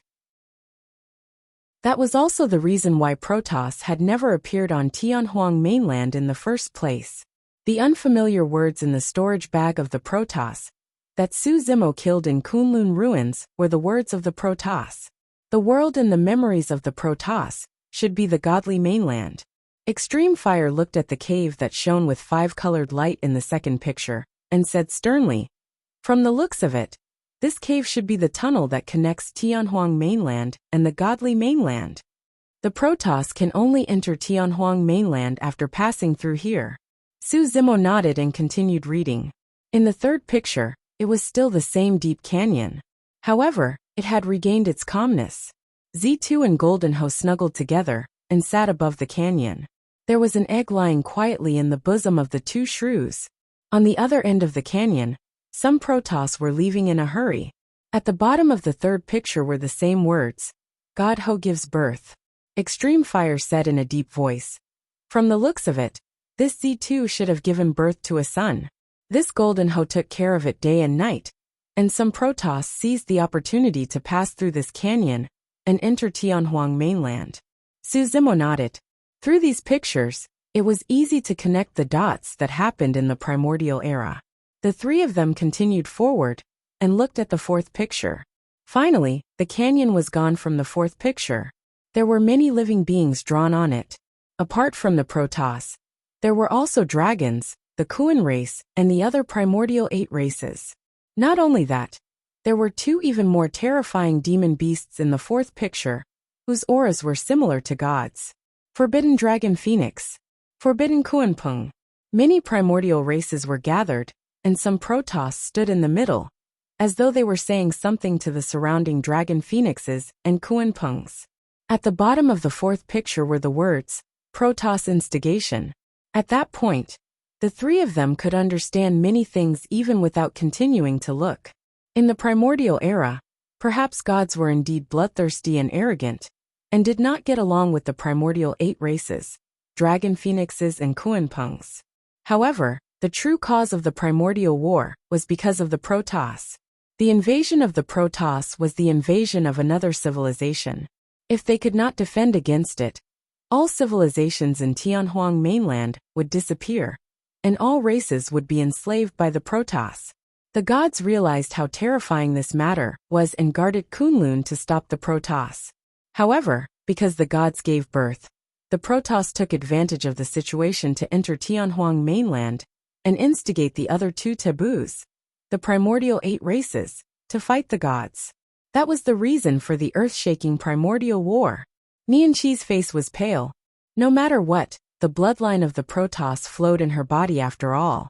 She had not expected that her ancestor would be the one who triggered the greatest catastrophe of Tianhuang mainland and indirectly killed the 3 taboos and countless races. The fifth picture. The scene had already changed to Kunlun mountain range. The male golden hoe guarded the peak of Kunlun mountain range with 4 terrifying demon beasts, with torrential demonic qi, under its command. There were countless living beings and races under the command of the 4 demon beasts. Among the thousands of races, there were many races that stood on the side of the gods. Su Zimo's gaze focused slightly and landed on one of the 4 demon beasts under the command of the gods. That demon beast was unique. It had the body of a goat and the face of a human. Its eyes were under its armpits, and its fangs were on its hands. Its entire body was grayish-black, and its mouth was extremely terrifying. It grinned so widely that it almost reached the back of its head, as though it could devour billions of living beings. "I've got it." Su Zimo pointed at the demon beast and suddenly said, "The master of Kunlun should be the Taotai. That Taotai should be the ancestor of the master of Kunlun." The Taotai was extremely greedy and ate everything. Rumor has it that if the Taotai were to be ruthless, they would even dare to eat the various primordial races. Furthermore, the Taotai had a huge appetite. Even primordial races such as the dragons and Kuan race could not compare to them in terms of appetite. Even in the primordial era, the Taotia's reputation was not inferior to the primordial races. It was only because there were few Taotai that they could be listed as one of the primordial races. Chapter 1509. In the fifth painting, the 10,000 races led by the Golden Hoe were opposite an army led by the 2 great taboos, the Dragon Phoenix and Kuanpeng, supported by the primordial 8 races and many other living beings. Although it was merely a painting, the massive scene of the primordial war was displayed before the 3 of them clearly. The 3 of them were mighty figures that dominated a region. Su Zimo was the #1 monster incarnate of history and dominated his peers, suppressing half-martial ancestors. If the patriarch did not appear, it would be difficult for anyone to fight against him. However, the 3 of them felt as insignificant as dust in the midst of that majestic battlefield in front of that painting. They were way too ordinary in the face of such a battle. The moment the battle broke out, they might be drowned. Why? Why didn't the deity explain? Nianqi still found it difficult to accept that fact. Perhaps it's disdain. Su Zimo looked at the figure in the painting that stood at the peak of Kunlun Mountain and raised its head fearlessly against the 2 great taboos, the Dragon Phoenix and Kuan Peng, and the army of the primordial 8 races. That painting was extremely lifelike. In fact, the pride, disdain, coldness, and killing intent in the Golden Ho's eyes were completely revealed. Extreme Fire shook his head as well. Now that the situation has developed to this extent, it's no longer something that can be explained with a few words. At the bottom of the 5th painting were the words Primordial War. Suddenly, Extreme Fire frowned. Strange, why isn't that Ziho in the painting? Given this painter's skills, there's no way he would make such a mistake. Su Zimo looked towards the 6th painting instinctively. The scene of the 6th painting returned to the god-slaying canyon. In the canyon, a demon beast with a torrential killing intent stood. Its back was facing Tianhuang mainland, and it was roaring furiously in the direction of the 5-colored cave. That demon beast was none other than the female Ziho. And inside that cave, there were currently countless divine race members coming out in a single file. Some wore heavy armor that shone with golden light. Some rode divine dragons that looked like gigantic lizards with wings. Some of them were riding tall horses covered in armor and holding long spears in their hands. That was an army of Protoss. Previously, the Protoss had only been probing. This time round, the god race had truly launched an attack on Tianhuang mainland. The aura of the god race expert in the lead was terrifying. Even though it was just a picture, the 3 of them felt suffocated and their chests tightened. This was the emperor of the Protoss. Moreover, there was more than one. At the bottom of this picture were the same words as the 5th picture, Ancient War. I got it, Extreme Fire said in a deep voice. At the same time that the Dragon Phoenix, Kuan Peng, and the primordial 8 races started the primordial war against Kunlun, the Protoss also started a war against Tianhuang mainland. The world only knows about the earth-shattering battle outside of Kunlun. But they don't know that there is a god in the depths of Kunlun. His back is to Tianhuang, and he's blocking the god-slaying canyon. He's fighting alone against the Protoss army and protecting Kunlun. This is the true primordial war. The 3 of them stared blankly at this scene. For some reason, their eyes gradually turned red. Since ancient times, the world had misunderstood the deities. Gods were forbidden. However, he was not the god of massacre, but the true god that protected Tianhuang mainland. The 3 of them could not imagine what Tianhuang mainland would be like without the 2 deities protecting Kunlun. After standing in front of the 2 pictures for a long time, the 3 of them continued forward and arrived before the 7th picture. The 3 of them continued and arrived before the 8th picture. That was also the last picture. It was in the sky above Kunlun ruins.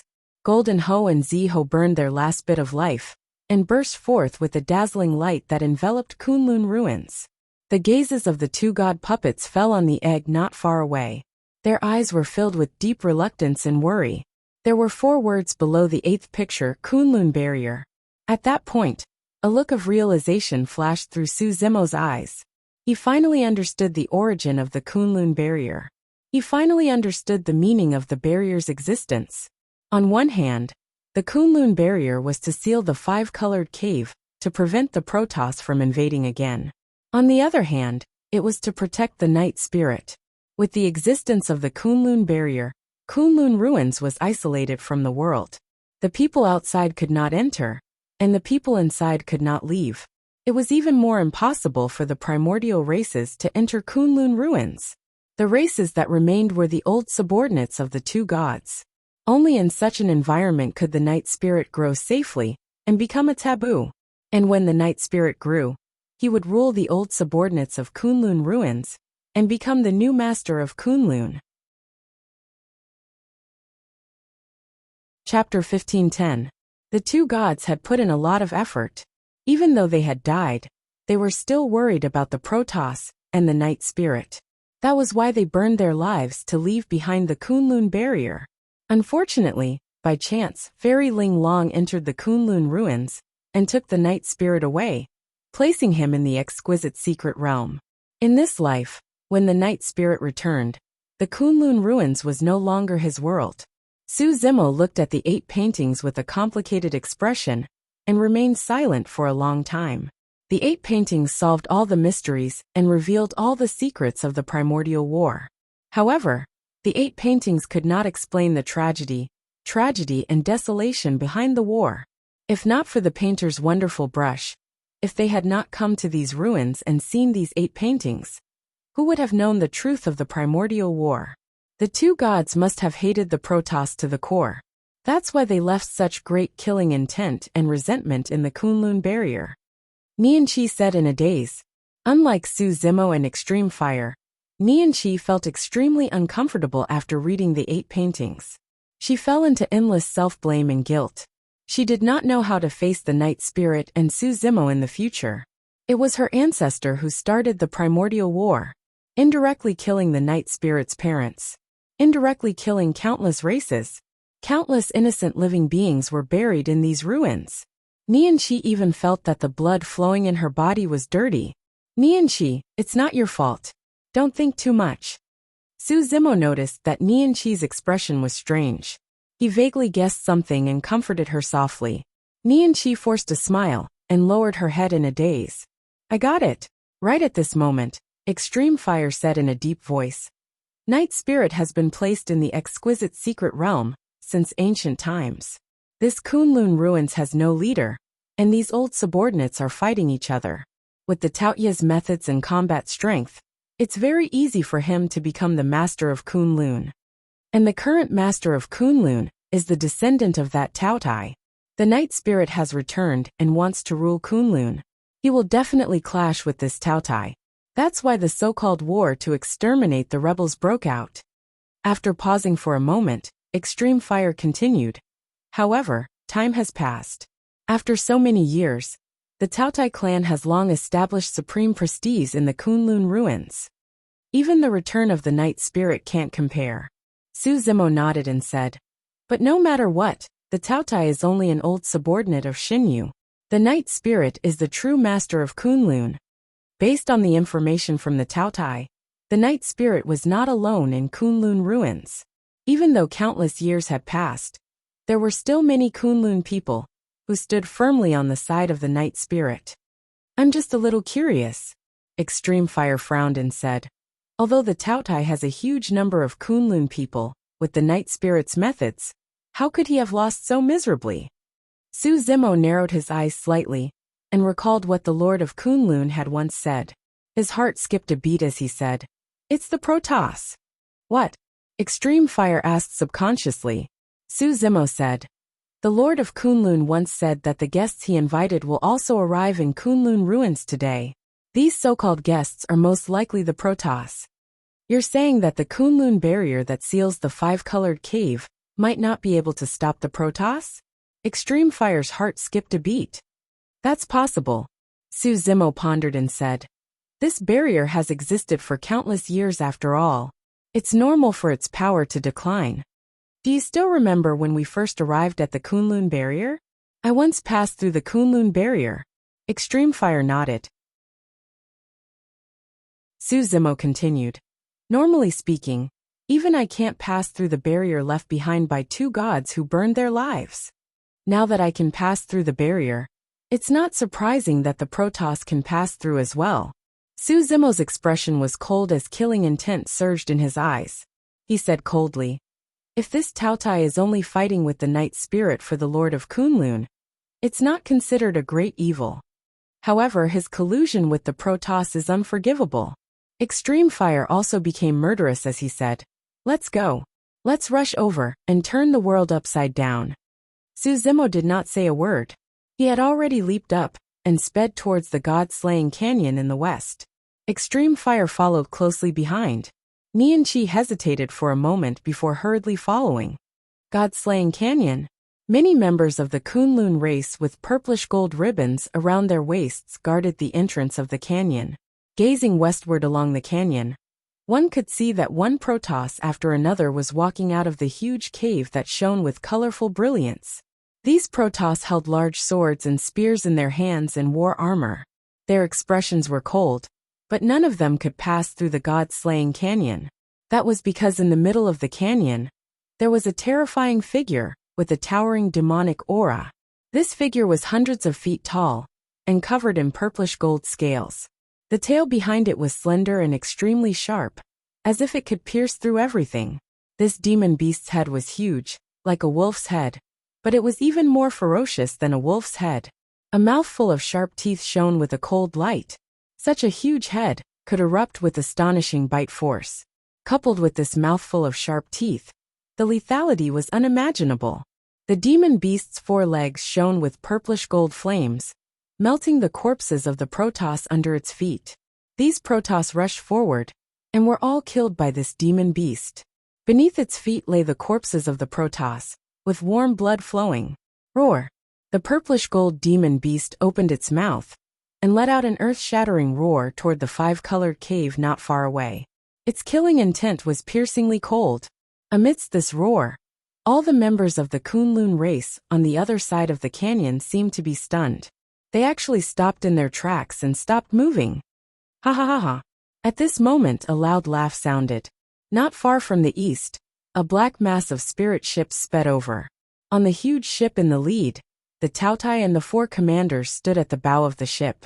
Demonic aura surged as they let out waves of laughter. Another 10 million Kunlun army had arrived. The Kunlun race members with purplish gold ribbons guarding the entrance of the canyon revealed despair in their eyes. There were only a few 100,000 of them left. Moreover, every Kunlun race member was injured, be it in terms of numbers or strength. The difference between the two sides was too great. With the arrival of the Taotai, the last hope in their hearts was also extinguished. The commander of the old subordinates of the god of puppets looked back at the tall figure in the canyon and sighed softly in his heart. Although the son of puppets was young, he already had the demeanor of the 2 puppets of the past. If not for the invasion of the Protoss, under the leadership of the son of puppets, even if the Taotai had dozens or hundreds of times the number advantage, they would still be able to win in one battle. However, the son of puppets could not escape at all.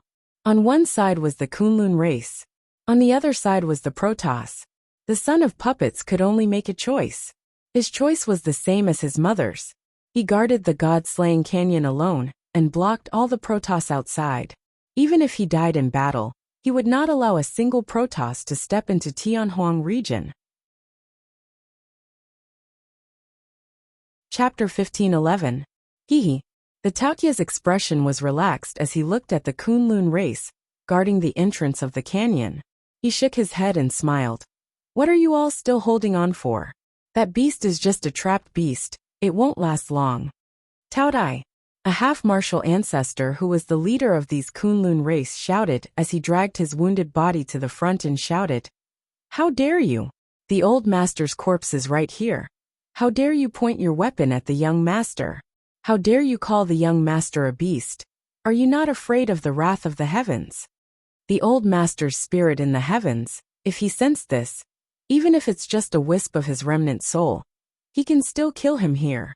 Not far away in the canyon, there were 2 corpses of demonic beasts that were hundreds of feet tall. One of them had golden bones, and the other had purple bones. Were they the 2 gods from back then? 2 gods. Ling Liao. Ai. Li Liao? Was Pan Yu able to tell the difference? Li Hui Huang Jiao Ling?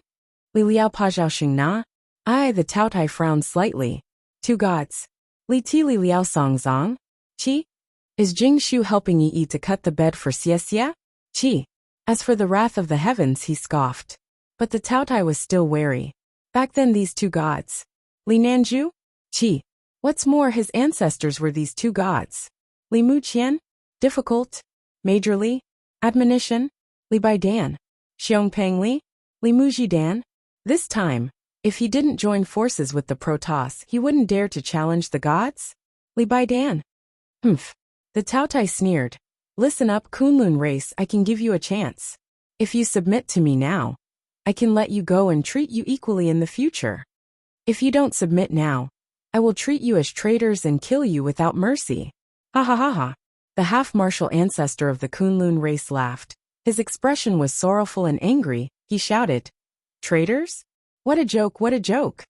Young master as a god? Qi. Li Liao. Harmony and harmony. Color thief Mei Sua Bai Lu? Lang Zhong Wan Yu Huayin you dizzy. Suck. My soul is dazzled. Climb up the social ladder. Nayagi Han Quan. You are really stubborn. The Taotai sneered. It's been so many years, yet you still remember what happened back then. Let me tell you, I am the master of Kunlun. How dare this little bastard compete with me?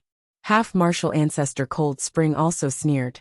Taotai, no matter how many years have passed, our clansmen will always remember the ancestral teachings left behind by our old master. Even when the two old masters died in battle, they did not allow the Protoss to step into infinite wasteland. And what have you done? What are you all doing? Half-martial ancestor Cold Spring only had a few 100,000 Kunlun race members.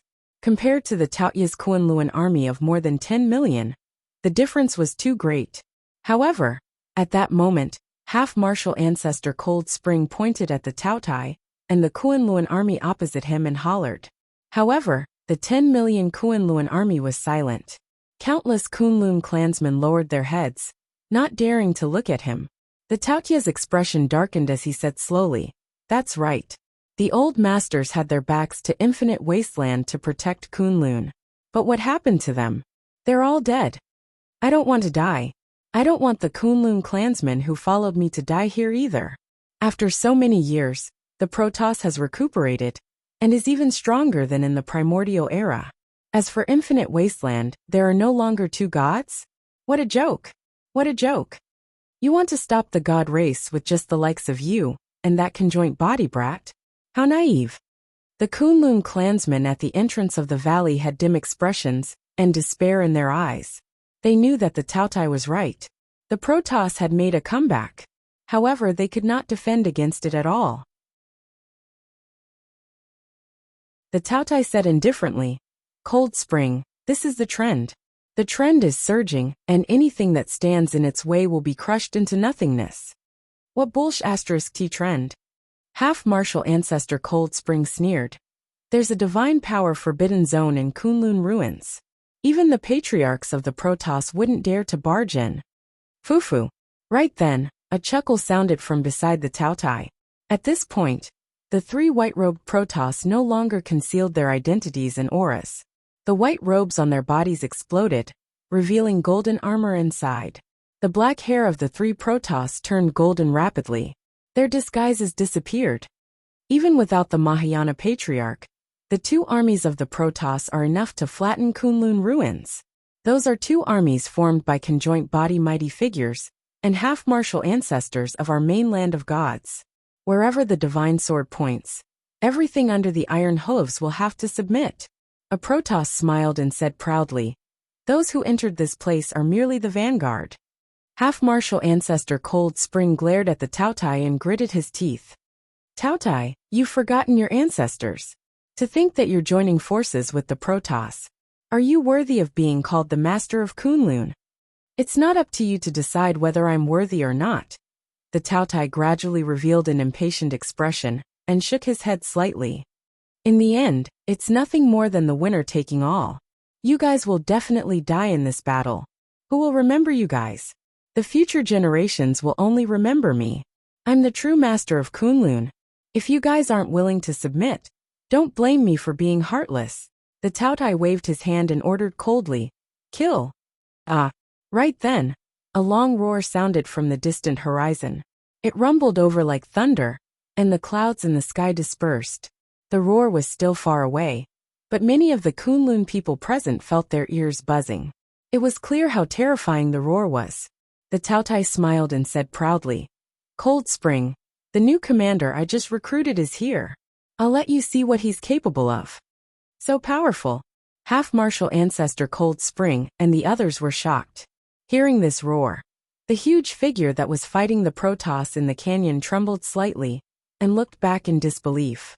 He saw a familiar figure in his line of sight. Green robes and black hair. God. Pleiades. Drooping palms. Major. Shun. Peng yu tuat song you roar. God. Guina dogu. Shun. Shameful Lu Fei. Two howls echoed in the sky above the Kunlun ruins. A Protoss took the opportunity to charge forward. Sword and God. Guina doshi. Guina dogu. Mansion God. Luogu. Fake Finyu Lin.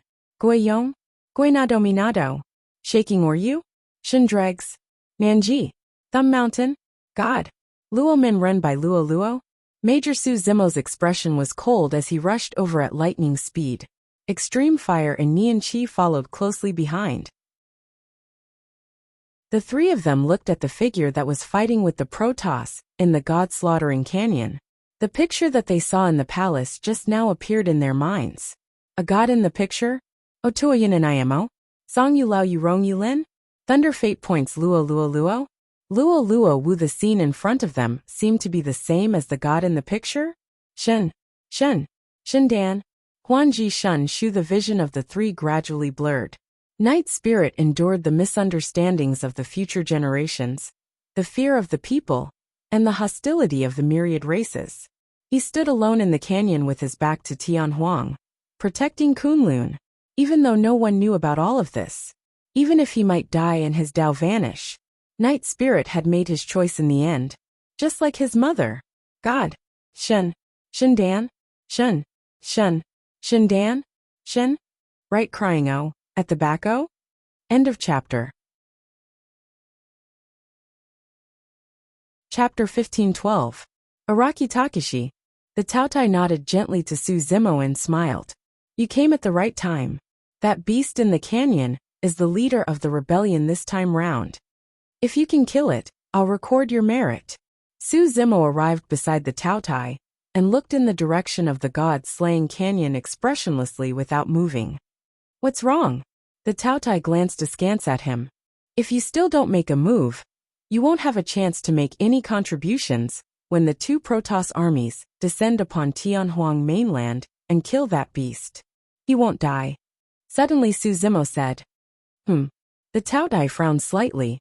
Su Zimo pointed in the direction of the god-slaying canyon and continued. Do you know who he is? Araki Takashi. What are you trying to say? The Taotai narrowed his eyes with a cold glint. Su Zimo said he's not a beast. His name is Night Spirit, and he's the brother of Araki Takashi.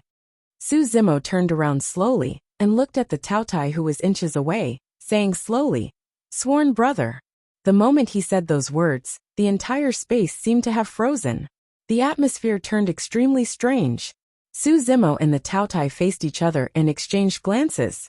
All of a sudden, the Taotai opened his mouth and released a terrifying suction force that devoured Su Zimo. Almost at the same time, a green light shone on Su Zimo's glabella. The creation lotus platform burst forth and spun slowly, releasing a series of resplendent lights that smashed towards the Taotia's mouth fiercely. Although the Taotai had a huge appetite, he could not eat the creation lotus platform. If he crashed into the Taotia's head, it would be smashed into pieces. As a quasi-ancestor and the master of Kunlun, the Taotai had obtained countless treasures and resources in the Kunlun ruins, so his reaction was extremely swift and retreated at the first possible moment. However, he felt that there were two more palms on his arms. Even with his explosive power, he couldn't break free. The two of them were too close. At this distance, Su Zimo had 1,000 ways to kill the Taotai. He didn't even have a chance to escape. Puchi. Under everyone's gaze, the Taotia's head was directly pierced through by the creation Qinglian. She crashed into the big mouth and created a huge bloody hole. This time, the Taotia's sea of consciousness was shattered. Su Zimo grabbed the Taotia's arms with both hands, bent his knees, and rammed into the Taotia's chest like a galloping horse. Crack! The Taotia's chest caved in deeply, and most of his bones were shattered. Shing! Blood spewed out. Su Zimo tore off the Taotia's arms. Su Zimo's outburst was filled with hatred and ruthlessness, venting all the killing intent in his heart in an instant. The Taotia's head was shattered, his chest caved in and his arms were torn off. His corpse fell heavily into a pool of blood in the distance and remained motionless. Even a Mahayana patriarch would definitely die after being beaten to such a state, let alone a quasi-ancestor. This scene caused an uproar. No one would have thought that the Kunlun army on Taotia's side had just launched an attack on the god-slaying canyon, when their lord of Kunlun was killed by this new commander. The entire process was too fast. In the blink of an eye, the Taotai was dead. Before the 1,000 Kunlun army could react, Su Zimo had already attacked once more. Swoosh! Su Zimo's figure flashed, and arrived before the three Protoss mighty figures in the blink of an eye. You have a death wish. The three Protoss mighty figures channeled their blood chi and burst forth with dazzling golden blood chi. The momentum was terrifying, and three bloodline phenomenons even rose behind the three of them. Wamma and Ipami? Play. Su Zimo chanted Sanskrit and released the 6 words damning mantra. At this distance, even the Protoss mighty figures couldn't be unaffected. The three Protoss mighty figures shuddered, and their blood chi was impeded. The condensation of their bloodline phenomenons also paused for an instant. At that moment Su Zimo formed hand seals. The 6 damning dermic seals and the 6 words damning mantra poured down and enveloped the three Protoss. Boom, boom, boom. Before the three Protoss mighty figures' bloodline phenomenons could fully condense, they were shattered by the 6 words damning mantra and the damning dermic seals and turned into nothingness. Su Zimo slapped a Protoss's head with a backhand. His entire arm was like the trunk of a divine elephant, looking soft and powerless. Pa! Su Zimo's palm slapped the Protoss mighty figure's cheek. Ka. The Protoss mighty figure's head spun more than 10 times around his neck before it gradually stopped. His neck bones were all shattered. This Protoss's primordial spirit was also shattered by Su Zimo's palm. The other Protoss mighty figure was shocked. The storage ring on his finger flashed, and a 2-handed greatsword appeared in his palm. The third Protoss mighty figure also swung his greatsword at the same time. The 2 Protoss mighty figures burst forth with blood chi. Golden light surged on the greatswords, dazzling and surging with divine power. Su Zimo did not dodge or evade. Instead, he strode forward and threw out 2 punches in reverse, striking the blades of the 2 gigantic swords. The 2 Protoss mighty figures were overjoyed. In their opinion, they would definitely cut off Araki Takashi's palm. The 2 Protoss mighty figures could already see blood in their eyes. Clang! It was different from what they had imagined. The 2 greatswords slashed Su Zimo's fists, but not only did they not bleed, they didn't even leave a mark. However, the 2 Protoss mighty figures felt an extremely terrifying power enter their bodies through their greatswords. Pooh! Pooh! The 2 men's arms exploded into a cloud of blood mist. The web between their thumb and forefinger was torn, and their fingers were bleeding. Back in the exquisite realm, even the Protoss half-ancestor realm couldn't block Su Zimo's power. These 2 Protoss mighty figures couldn't even block a single punch from Su Zimo. The 2 Protoss mighty figures couldn't control their bodies at all, and kept retreating. Something even more terrifying happened. The 2 Protoss mighty figures clearly saw that their greatswords were full of cracks. They were actually shattered by Su Zimo's punch. Hiss! The 2 Protoss mighty figures were shocked. Was this still a body of flesh and blood? Purple thunderstorm. Su Zimo formed a hand seal and pointed at the 2 Protoss mighty figures.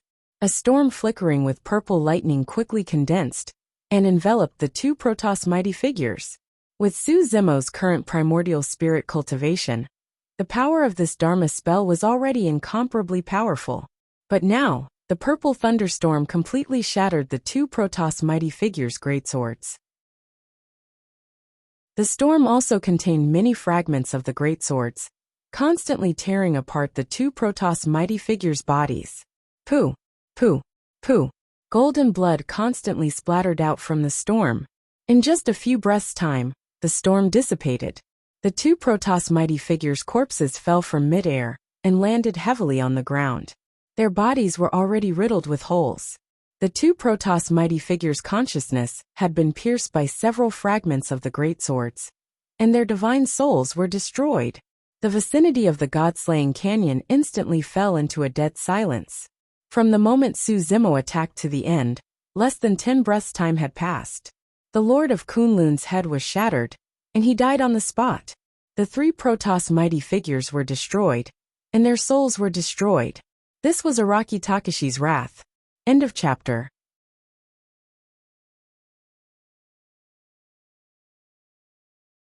That breath contained the purest and most condensed dermic powers. Swoosh! The Kachirati Dao fire dispersed instantly, forming a firestorm that surged into the skies and swept forward. The moment the 2 Kunlun armies charged forward, Countless Kunlun race members were engulfed by the firestorm and let out tragic cries. Once the Kacharati Dao fire dispersed, its might would definitely decrease. However, it was more than enough to deal with two Kunlun armies. The Kunlun race below the conjoint body realm could not defend against that power at all. Even if some mighty figures of the Kunlun race could survive against the weakened Kacharati Dao fire, they would be burned beyond recognition. The two Kunlun armies suffered heavy casualties and were in chaos. A portion of them were burned to death by the Kacharati Dao fire. A portion of them were accidentally trampled to death by other demon beasts in the chaos. Within the blazing flames, countless Kunlun race members struggled and roared as they fled. It was as though they were in a Vichy hell.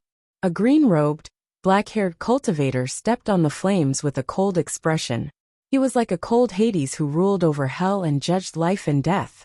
The Kacharati Dao fire burned the entire way and created a flaming passageway leading to the god-slaying canyon among the tens of millions of Kunlun army. On both sides of the flaming passageway, countless Kunlun race members retreated. Many Kunlun race members looked at the figure stepping on the flames with indescribable fear in their eyes. Under the illumination of the flames, their faces were incomparably pale. In the blink of an eye, Su Zimo arrived at the god-slaying canyon. The night spirit lay in the middle of the canyon. Up till this point of the battle, there were hundreds of wounds of various sizes on his body.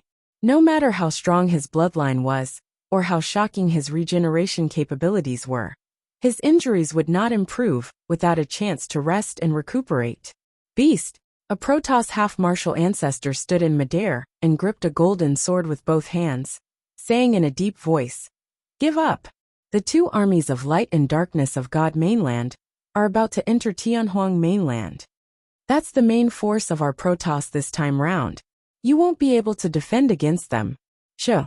A green beam of light tore through the air and collided with the Protoss half-martial ancestor.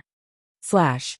The Protoss half-martial ancestor held the golden sword with both hands and swung it in a circle, slashing forward. Clang. There was a loud bang. The Protoss half-martial ancestor shuddered. The golden sword flew out of his hand. In his vision, he saw a jade-like, crystal-clear lotus platform with 7 circles of petals blooming in layers. It looked weak, but it emanated an extremely powerful aura. The creation lotus platform. What a treasure! The Protoss half-martial ancestor was not angry after losing the sword in his hand. Instead, he was delighted. When he saw the creation Qinglian in front of him, his bloodline avatar rose and suppressed toward the creation Qinglian.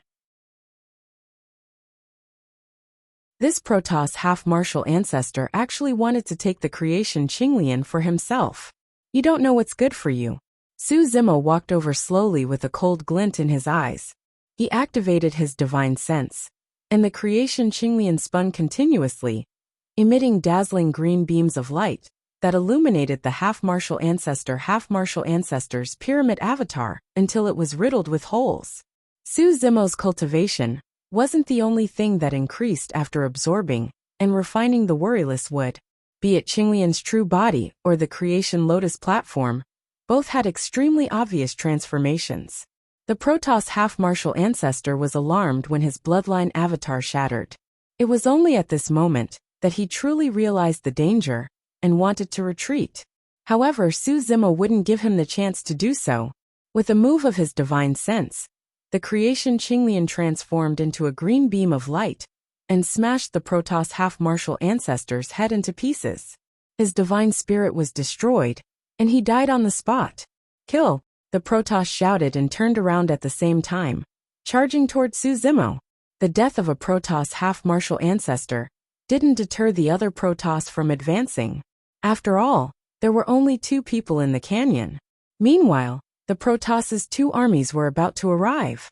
Su Zimo and Night Spirit looked at each other. There was no fear in their eyes. Instead, they were filled with endless excitement and hot-bloodedness. If the 2 of them joined forces and fought side by side, what was there to fear even if there were thousands of soldiers and horses? Chapter 1514. More than 100 Protoss charged forward and summoned their bloodline phenomenons one after another. Ancient pyramids appeared in midair one after another, emanating a terrifying might that was extremely shocking. Billions of living beings prostrated beneath the hundreds of pyramids, with pious expressions, and prayed continuously. The Protoss spread their arms, and stood on the pyramids like true gods. Their bodies shone with a blazing golden light that could not be looked at directly. Eastern barbarians, why aren't you submitting? A Protoss pointed at the billions of living beings prostrating beneath the pyramids and hollered. As long as you submit to the Protoss, you will be protected by the Protoss like these living beings. If you resist, your corpses will be suppressed in the pyramids for all eternity, unable to enter the cycle of reincarnation and receive the judgment of the gods. A look of realization flashed through Su Zimo's eyes. The billions of living beings that submitted to the Protoss pyramids should be phantoms left behind when the mainland of gods conquered other continents and worlds. In the primordial era, if there were no gods blocking the Protoss outside, there was a high chance that the billions of living beings on Tianhuang mainland would have had the same fate as those living beings. They would have been enslaved by the Protoss for all eternity. The living beings that prostrated around the pyramids had pious expressions. In their bones, they had already forgotten to resist. The mark of being enslaved had already seeped into their souls and bloodlines. At that thought, Su Zimo's eyes turned even colder. You're nothing but fake gods who bully the weak. Su Zimo said slowly. Even if you're true gods, I'll drag you down from your pedestals and trample you into pieces for daring to step foot on Tianhuang mainland. The moment he said that, the hand seals in Su Zimo's hands changed continuously. One spell after another was released without any hesitation. It was like moving clouds and flowing water, dazzling the eyes of the onlookers. See Burial Secret Skill. Apocalyptic Fiend Fist. Mighty Heavenly Dragon Expiation. Sandstorm. Great Sanskrit Light Fist. Avicii Hell. More than 30 arts and secret arts were summoned in Su Zimo's hands within the blink of an eye. They surged forward like a destructive tide. Given Su Zimo's current cultivation, a single dermic art was enough to kill a mighty figure of the god race. And now, this scene was equivalent to over 30 Su Zimo attacking at the same time, bursting with spells at the same time. This kind of impact was even more terrifying than the 100 bloodline anomalies of the Protoss. Boom, boom, boom. The torrent formed by more than 30 dermic arts and secret skills collided with the 100 bloodline phenomenons, resulting in a deafening explosion. Ka. Cracks appeared on the ancient and majestic pyramids floating in the air, and they shattered one after another. The bloodline phenomenons of the mighty figures of the god race could no longer defend against Su Zimo's dermic art torrent. Puff, puff, puff. The expressions of the Protoss turned gloomy as they retreated while coughing up blood. Their eyes were filled with shock. The strength of Night Spirit was within their expectations. However, these Protoss did not expect this weak human before them to be able to control such terrifying power. Their bloodline anomalies could not withstand it. Is this the cultivation civilization of Tianhuang mainland? Some of the Protoss were shocked, and the way they looked at Su Zimo gradually changed. Blood flashed. A Protoss's head was crushed by a sharp claw on the spot. His spirit was destroyed, and his headless corpse fell from midair. Before the Protoss could react, a blurry figure flashed. Immediately after, a short scream sounded. Another Protoss was dead. Night Spirit had made his move. Just as Su Zimo's torrent of spells clashed with the Protoss bloodline anomalies and ended, Night Spirit had already snuck into the crowd of Protoss. The terror of Night Spirit was only fully revealed at this moment. Before this, Night Spirit was alone in the middle of the canyon. He could only fight head-on against the mini Protoss, and could not unleash the advantage of the god race. But now, Su Zimo was fighting against the mini Protoss, creating the perfect killing environment for Night Spirit. Puff, puff, puff. Blood flashed continuously. Night Spirit walked among the Protoss like a god of slaughter in the darkness.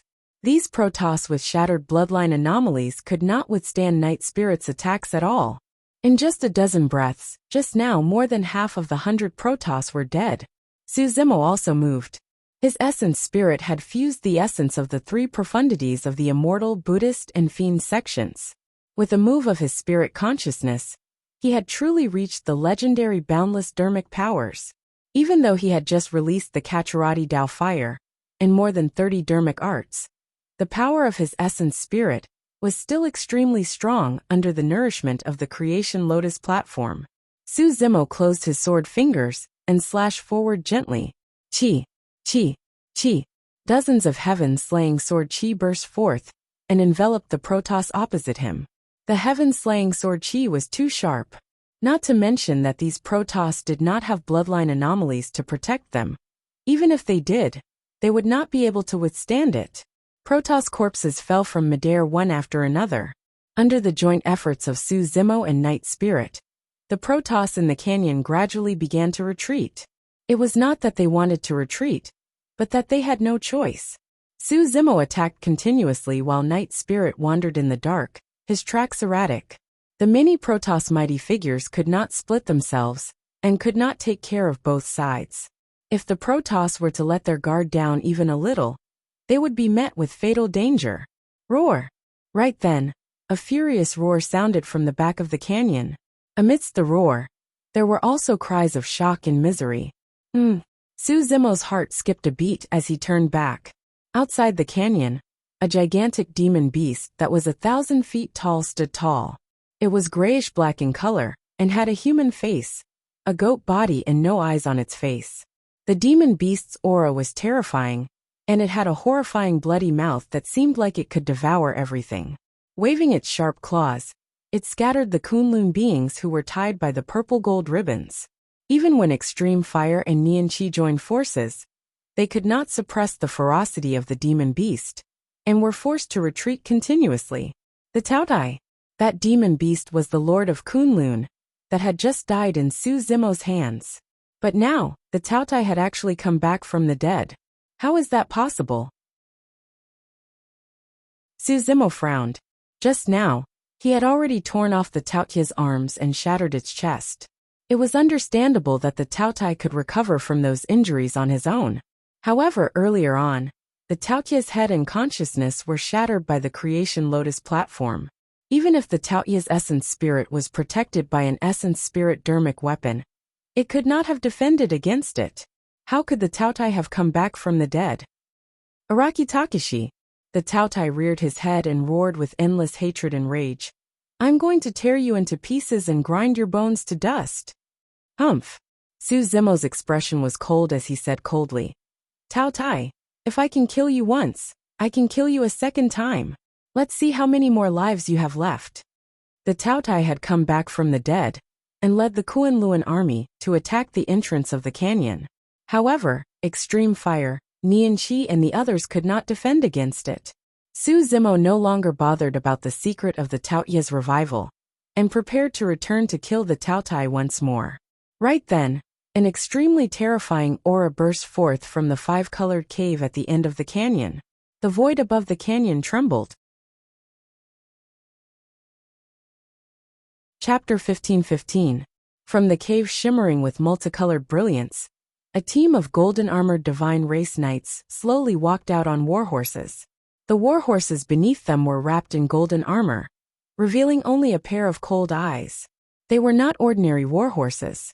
These warhorses had snow-white wings on both sides of their bodies, and a sharp horn protruded from their heads as they flew slowly in midair. These Protoss knights wielded golden swords in their hands and stared at Su Zimo and Night Spirit with cold expressions. Ha ha ha ha. A Protoss laughed. Barbarians of Tianhuang mainland, you're finished. The light army of our continent of God has arrived on Tianhuang mainland. The darkness army is right behind us.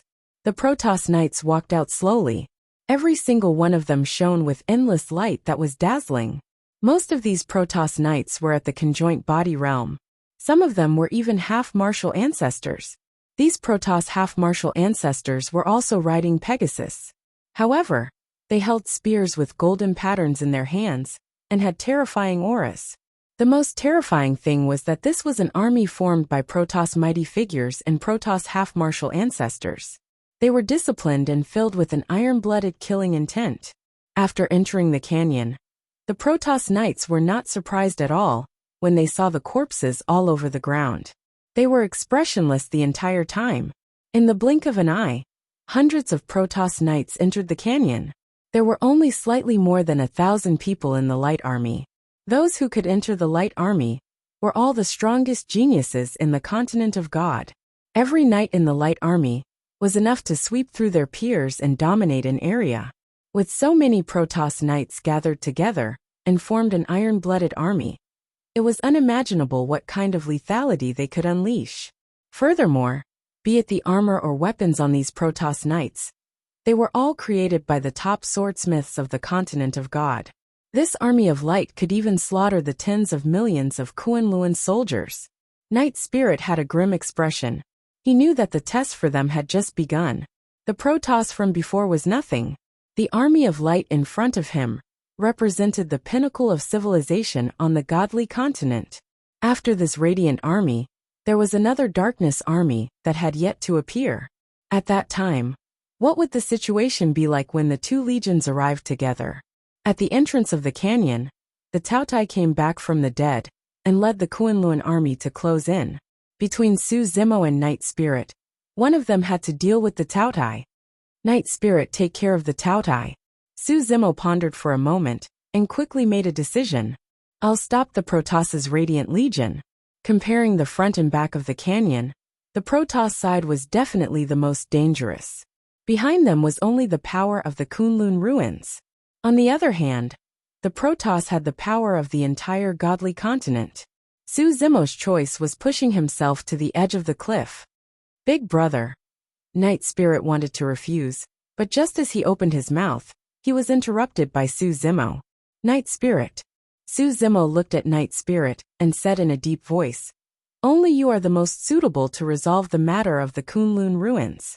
Only you can suppress the Kunlun tribe.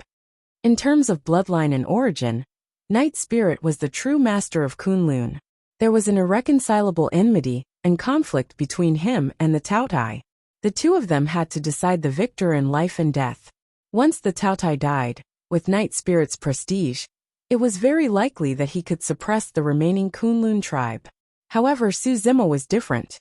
These Kunlun tribe did not acknowledge Su Zimo at all. Even if the Taotai died, these Kunlun tribe would not listen to Su Zimo. If Su Zimo were to deal with the Kunlun army, he would only be able to start a massacre. It would not benefit the entire situation at all. Su Zimo said, Night Spirit, you have to kill the Taotai with thunderous methods and subdue the rest of the Kunlun tribe before you can rush back to help me. Got it. Night Spirit nodded. Don't worry, before you return, I'll definitely guard the God-slaying canyon and not let a single Protoss go. Su Zimo's tone was firm. After pausing for a moment, Su Zimo reminded again. Also, you have to be careful. This Taotai has a bit of skill. I just smashed his head, but he didn't die and came back to life. I suspect that this Taoyu's essence spirit might not be residing in his sea of consciousness. Don't worry, big brother. After saying that, Night Spirit's figure flashed, and he disappeared from the spot. When he reappeared, he was already at the entrance of the canyon. Right now it was a race against time. The sooner he killed the Taotai and took control of the entire Kunlun tribe, the sooner he could rush back to help Su Zimo. Barbarian of the East, I'll give you a chance. If you submit to me now, I can take you in as a personal guard by my side. A half-martial ancestor Protoss wielded a spear and rode out slowly on a Pegasus, looking down at Su Zimo from above. At that moment, the entire light army had already entered the canyon, and there were more than 1,000 of them. Among them, there were dozens of half-martial ancestor experts. The rest were conjoint body mighty figures. The half-martial ancestor Protoss said proudly, I'll guide you personally and teach you the noble civilization of the Protoss, so that you can break free from your identity as a barbarian. Phew. Su Zimo sneered. That's all you Protoss are capable of. You can't even cross this canyon after entering Tianhuang mainland twice. How dare you spout nonsense in front of me? The expressions of the mini Protoss of the Light Army darkened. The primordial war was the eternal humiliation of the continent of gods. The continent of gods had conquered many worlds, occupied countless territories, and enslaved billions of living beings. They had never suffered such a crushing defeat. The reason why they were making a comeback today was to wipe away the humiliation of the primordial era. Barbarian of the East, you've successfully angered me. The half-martial ancestor Protoss raised the spear in his hand slowly. It shone with golden light as he pointed it at Su Zimo and said coldly, "Right now, I won't let you off even if you kneel before me.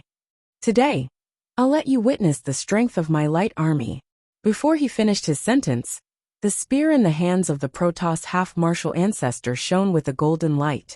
At the same time, every single Protoss knight in the light army drew their swords in unison. A golden light burst forth from their swords. Thousands of golden lights condensed in midair. In the blink of an eye, they formed a golden spear that was hundreds of feet long. It lay horizontally in midair, emitting a heart-palpitating aura. Su Zimo narrowed his eyes slightly, and his heart trembled. This spear wasn't the power of one or two Protoss. Instead, it had fused the power of the entire light army with a secret technique. Being pointed at by this huge golden spear, even Su Zimo felt his scalp tingle. All of a sudden, alarm bells rang in Su Zimo's mind. There was no time to think. Lightning arcs emerged from Su Zimo's body, and a pair of magic power wings suddenly grew out from his back. Finally, his figure turned into a bolt of golden lightning and disappeared on the spot. Ethereal wings, lightning escape, and earth-traversing golden light.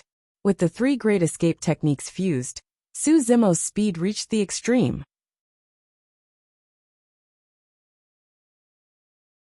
Chapter 15-16. Boom! The gigantic golden spear pierced through Su Zimo's afterimage and crashed heavily into the canyon not far away, producing a deafening bang. Countless rocks rolled down and the entire canyon shook as dust and sand billowed. Su Zimo's figure reappeared. A hint of seriousness flashed through his eyes. The attack from the light army this time could already threaten his life.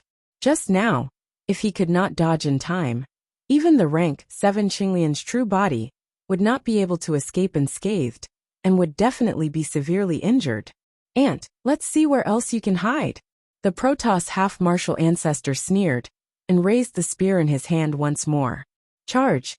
The Protoss half-martial ancestor gave the order. The light army that was originally silent and motionless suddenly moved. Thousands of Pegasus flapped their wings, causing the wind to howl as they galloped over on auspicious clouds. Wielding their greatswords, the mini-god race knights charged towards Su Zimo with an incomparable aura with an indomitable will. The Pegasus galloped and their iron hooves clanged, causing the entire void to tremble.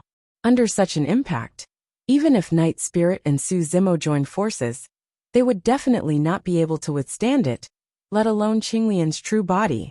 Su Zimo's expression was calm as he thought of countermeasures. The more this was the time, the calmer he had to be. If it was a normal battle, he could rely on his movement techniques' speed to deal with the light army, and not take them head-on. However, the place he was standing at now was called the God-slaying Canyon. Because of the primordial war god? Huihuan's remonstrance? Cowardly delete spit out the old, resist the magpie man drink? If he retreated, the light army would charge straight in and join forces with the Taotai. Night Spirit, Extreme Fire, Nian Qi and the others would definitely be defeated. At that time, even if he had countless methods, he would not be able to hold on. He had to kill the light army in the God-slaying canyon. Su Zimo slapped his storage bag, and a jade-green longbow appeared in his hand. Ancient unique treasure lawbreaker bow. Su Zimo stood in the air. His eyes were like torches as he pulled open the spell-breaking bow. Dermic powers gathered wildly at his fingertips. In the blink of an eye, an arrow of dermic powers appeared on the bowstring. Whoosh! The bow was like a full moon, and the arrow was like a shooting star. The long arrow tore through the air, and arrived in an instant, shooting towards the god race half-martial ancestor in the lead. The Protoss half-ancestor's eyes flashed with astonishment. But in the blink of an eye, this wisp of surprise vanished, and he became tranquil once more. In the blink of an eye, the Protoss half-ancestor actually raised the spear in his hand and lightly pushed it in front of him. Colliding with the magic power arrow? Sung, the magic power arrow brushed past the Protoss half-ancestor's spear, producing an ear-piercing sound and sending sparks flying everywhere. The reaction of this Protoss is too fast. He was also powerful enough. Back then Su Zimo, who was still at the early stage conjoint body realm, could not escape unscathed from the magic power arrow of the Lawbreaker Bow, and was injured in Qinglian's true body. In front of Enigma Palace, Su Zimo wielded the Lawbreaker Bow and shot down many mighty figures of Enigma Palace. Even half-ancestors could not withstand it. However, this Protoss half-ancestor was able to attack in time. Although he could not completely block the magic power arrow, he changed the direction of the magic power arrow with a push of his spear, and it brushed past him. The Protoss half-ancestor neutralized the Lawbreaker Bow almost perfectly. Su Zimo's expression did not change. That was because although the arrow did not kill the Protoss half-ancestor, it was blocked by the Protoss half-ancestor and changed direction, instantly shooting into the crowd behind him. A sanguine light appeared. In the Light Army, a Protoss knight's glabella was pierced by the magic power arrow. His head exploded instantly, and he fell from his Pegasus, dying on the spot. Although the Protoss half-ancestor could react, the Protoss mighty figures behind him were completely caught off guard. However, the loss of a Protoss knight was insignificant to the entire Light Army. The other Protoss knights had cold and expressionless expressions from beginning to end. The speed of the Light Army's charge did not decrease at all. Raise your shields. The expression of the leading Protoss half-ancestor did not change as he raised his spear and shouted. Before he could finish his sentence, apart from the spear-wielding half-martial ancestors of the god race, the rest of the god race mighty figures behind him had a thick and heavy shield flickering with golden light in their left hands. These Protoss knights held swords in their right hands and shields in their left hands. They rode on their Pegasus with cold expressions and continued charging. Swoosh, swoosh, swoosh. Su Zimo pulled the Lawbreaker Bow continuously. Magic power arrows pierced through the air one after another. This time, Su Zimo did not target the half-ancestor Protoss with spears. Instead, he targeted the Protoss knights with swords and shields. Clang, clang, clang. A series of sounds of metal clashing rang out, rising and falling one after another. In the Light Army, the Protoss knights were shot down by the Lawbreaker Bow one after another, but no more blood appeared. Not long after, these Protoss knights jumped up again and returned to their Pegasus to continue charging. The coldness in their eyes was even more intense. Su Zimo frowned slightly. These Protoss knights were all wearing heavy armor and had golden shields in front of them. They almost did not expose any weaknesses. Although his Lawbreaker Bow was powerful and fast and could hit these Protoss knights, it was very difficult for it to penetrate the armor on these Protoss knights.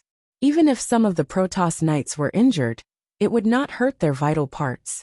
With the self-healing ability of the Protoss bloodline, they would be able to recover their combat strength very quickly and rejoin the charging army. After shooting more than 10 arrows in a row, not only did they fail to stop the charge of the Light Army, the distance between the two sides was constantly closing. Ha ha ha ha. The Protoss half-ancestor laughed loudly and mocked. Barbarian of Tianhuang Wasteland, you want to stop my Light Army's conquest with just a broken bow. You're really ignorant and fearless. Su Zimo's expression was calm. He was not discouraged. He pulled the Lawbreaker Bow again and shot more than 10 arrows. With the help of the Lotus Throne of Creation, as long as his primordial spirit was strong and his magic power was abundant, he could continuously shoot magic power arrows. This time, Su Zimo did not aim at the Protoss knights. Instead, he shot at the Pegasus beneath these Protoss knights. These celestial horses were also covered in armor, but their eyes were exposed. If the magic power arrows could pierce the eyes of these Pegasus, the power in the arrows would be enough to destroy the primordial spirits of these Pegasus. With the death of the Pegasus, the Light Army would definitely be in chaos, and their charging momentum would naturally stop. Puff! As expected, a Pegasus could not dodge in time, and was pierced by the magic power arrow through its eye. In an instant, its head was pierced through, and its primordial spirit was destroyed. With a loud bang, its huge body collapsed. This caused quite a bit of chaos in the Radiant Light Army. The speed of their charge also decreased slightly. Change formation, spear shield formation. The Protoss half-ancestor raised his spear and shouted softly. When the Protoss knights heard the order, they lay on the Pegasus and stuck close to its back, protecting it with the giant golden shield in front of it. In this way, the giant golden shield completely protected the Pegasus and the Protoss knights behind it without any flaws. As for the other Protoss half-ancestors, they raised the spears in their hands and led the Protoss knights behind them to charge again. The Protoss half-ancestor raised his spear, and the Protoss knights raised their shields. Under the sunlight, the entire light army bloomed with a dazzling brilliance. Like an indestructible all, they charged fiercely toward the god-butchering canyon.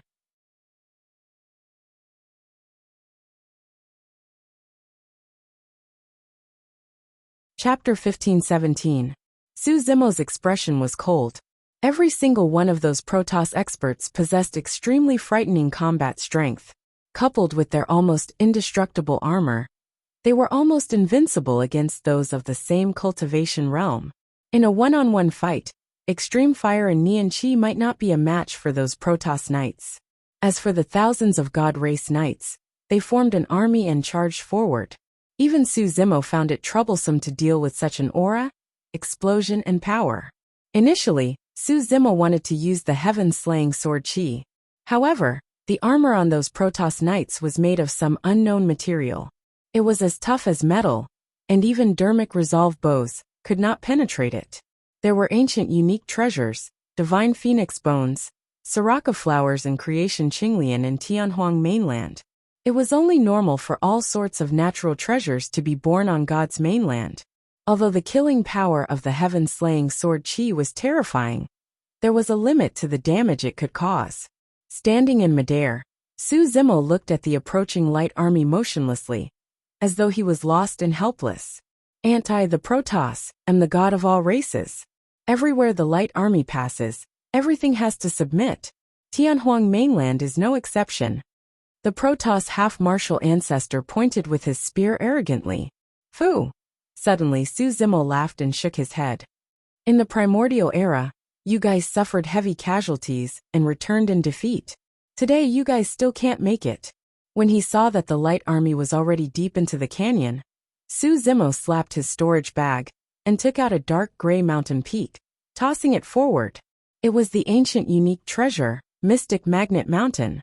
Under the control of Su Zimo's spirit consciousness, the Mystic Magnet Mountain rose to a height of 10,000 feet in the blink of an eye.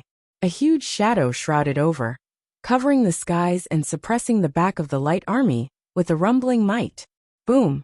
The Mystic Magnet Mountain descended and blocked the middle of the god-slaying canyon without leaving a single gap. Fufu! This ant actually managed to throw out a mountain and miss it. The Mystic Magnet Mountain descended, but it didn't hit a single Protoss. The Protoss sneered.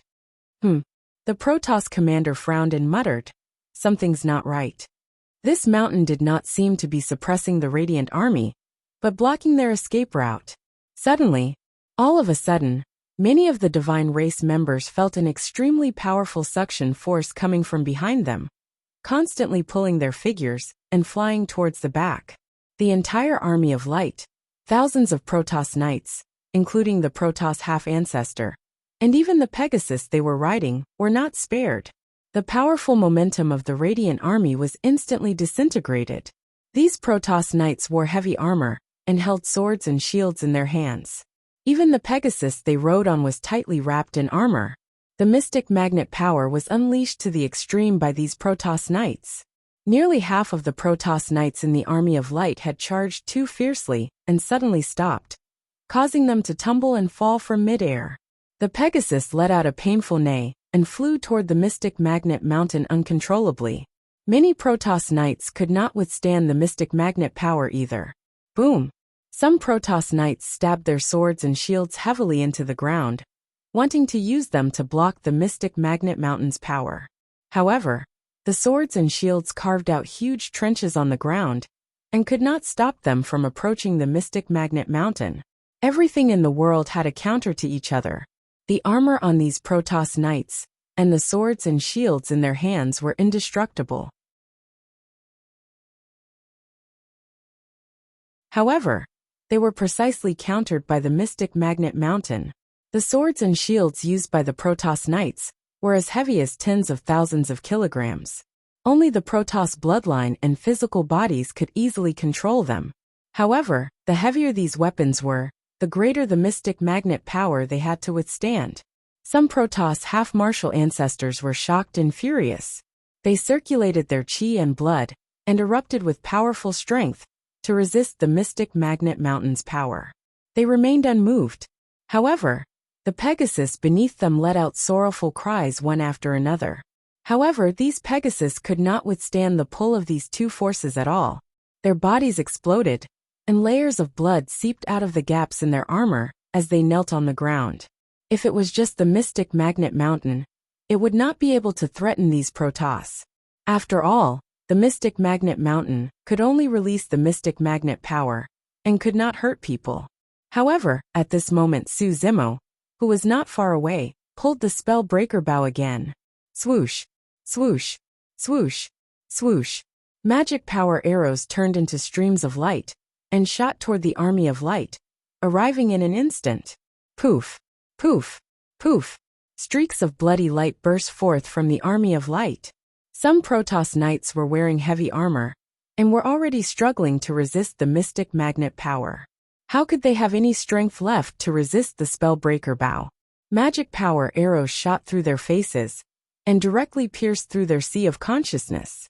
The essence spirits of many Protoss knights were killed on the spot, and collapsed weakly. After losing their strength, these Protoss corpses were sucked over by the mystic magnet mountain, and stuck to it heavily, emitting a series of loud clangs. Swoosh, swoosh. Su Zimo's spellbreaker bow showed no signs of stopping. Magic power arrows tore through the air one after another. It was not only the Protoss knights that died, but also the Protoss half-martial ancestors. Under normal circumstances, given the reaction and strength of the Protoss half-martial ancestors, they should be able to neutralize the spellbreaker bow. However, under the mystic magnet mountain's envelopment, these Protoss half-martial ancestors had to resist the mystic magnet mountain, and their movement speed was reduced to the limit. Some Protoss half-martial ancestors saw the magic power arrows shooting over, but they could not dodge and were killed on the spot. With the mystic magnet mountain around, these Protoss knights were practically living targets. In dozens of breaths, Su Zimo shot out hundreds of magic power arrows. Meanwhile, hundreds of Protoss had already died in the light army. None of the arrows missed. The leading Protoss half-martial ancestor was furious. One had to know that these Protoss mighty figures that formed the light army were the most outstanding geniuses on the continent of gods. Each of them had a high chance of stepping into the Mahayana realm. But now, in just dozens of breaths, hundreds of them had died in the light army. The number of deaths was still rising rapidly. What made him even angrier was that he could not stop Su Zimo's killing at all. Retreat! Retreat! The Protoss half-martial ancestor shouted loudly, and summoned his bloodline phenomenon to block an arrow shot at him with all his might. His entire body trembled, and a trace of blood flowed from the corner of his mouth. The entire light army began to retreat. However, their path of retreat had been completely cut off by the mystic magnet mountain. When the light army charged over, they were aggressive, but in the blink of an eye, they retreated in defeat, leaving behind a ground full of corpses and heavy casualties. Just by retreating to the foot of the mystic magnet mountain, more than 300 Protoss knights had already died. Many Protoss knights wanted to cross the mystic magnet mountain, but they were under a powerful suction force at the foot of the mystic magnet mountain. Even if they wanted to leap into the air, it was as difficult as ascending to the heavens, let alone crossing over. Shatter this mountain for me. The Protoss half-martial ancestor was already somewhat flustered as he shouted. Clang! Clang! Clang! Many Protoss swung their swords and shields, clashing head-on with the mystic magnet mountain. However, they were wearing heavy armor, and were restrained by the mystic magnet mountain. They could not unleash half of their strength, and could not shake the mystic magnet mountain at all. Su Zimo kept shooting arrows with a cold expression. He flew through the air like a grim reaper, making the Protoss feel suffocated.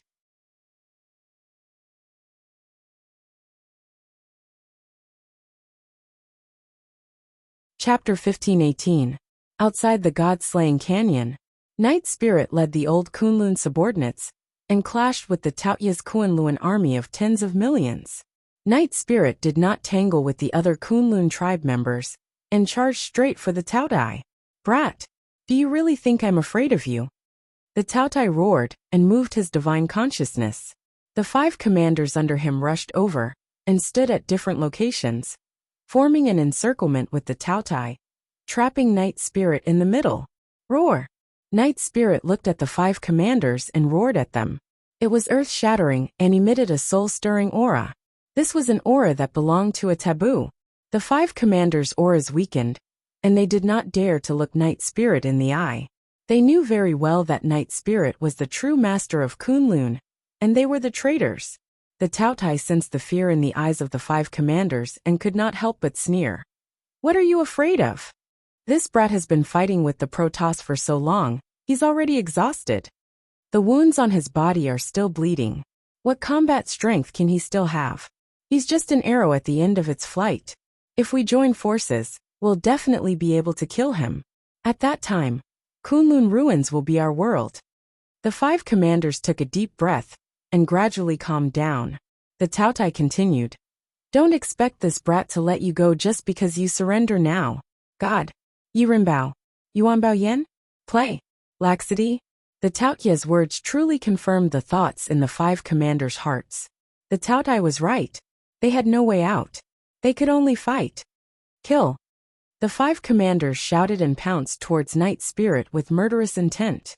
Suddenly, Night Spirit moved like a ghost and disappeared on the spot. In the blink of an eye, he appeared in front of the Taotai. The Taotai reacted quickly as well. He opened his mouth wide and bit down on Night Spirit's neck.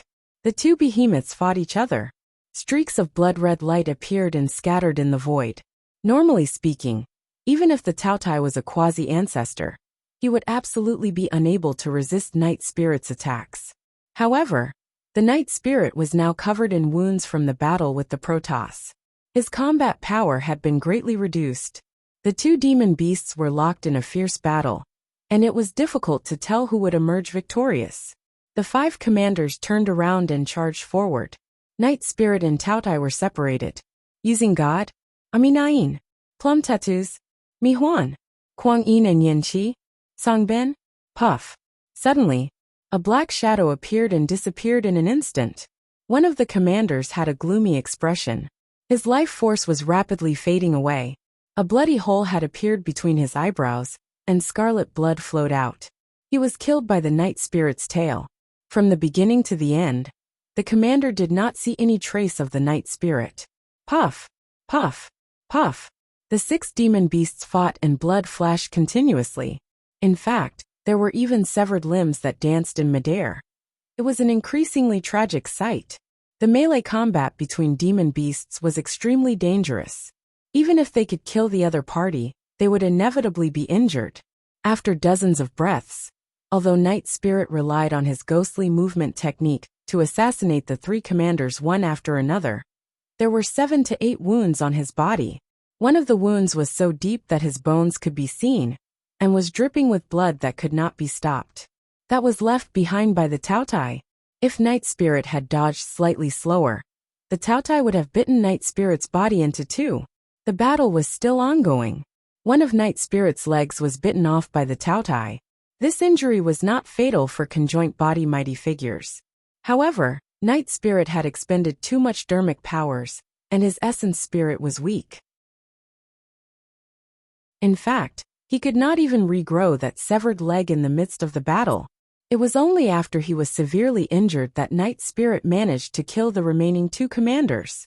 The Taotai devoured Night Spirit's severed leg in large mouthfuls, and was dripping with blood. Even if it was a severed leg. God. God? Song Tan, Yin Yun Wish Tijun. Yu Shui. Tijun?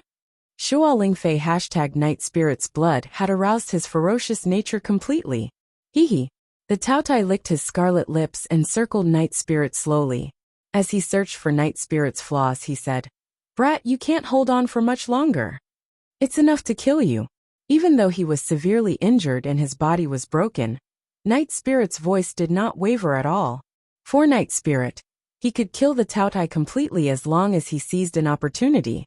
Against a god? What was the burden? What was the use of dragging and prying? What was the use of trickery? God? What was the punishment of the Xingli lineage? The Xinghuai lineage? The Xingli lineage? Jiqiao. Songbijia? A god at his peak. Xingli? Xinglong? If Night Spirit was at his peak, the Taotai might not last more than 3 breaths. The Taotai circled to the direction of Night Spirit's severed leg. He paused for a moment and suddenly pounced forward. The severed leg was Night Spirit's biggest flaw. The Taotai wanted to seize this flaw and kill Night Spirit completely. As expected, because one of his legs was severed, Night Spirit's turn was not as agile as before, and became a little slower. The two demonic beasts collided fiercely. In the chaos, the Taotai bit Night Spirit's arm. The sharp teeth instantly pierced through the purplish gold scales on Night Spirit's body. That bite almost tore off Night Spirit's arm. A look of pain flashed through Night Spirit's eyes. However, he did not struggle or roar. Instead, he endured the pain and bit down viciously on the Taoyu's head. A strange look flashed through the Taoyu's eyes. He did not dodge and continued exerting strength, shaking his gigantic head to bite Night Spirit's arm.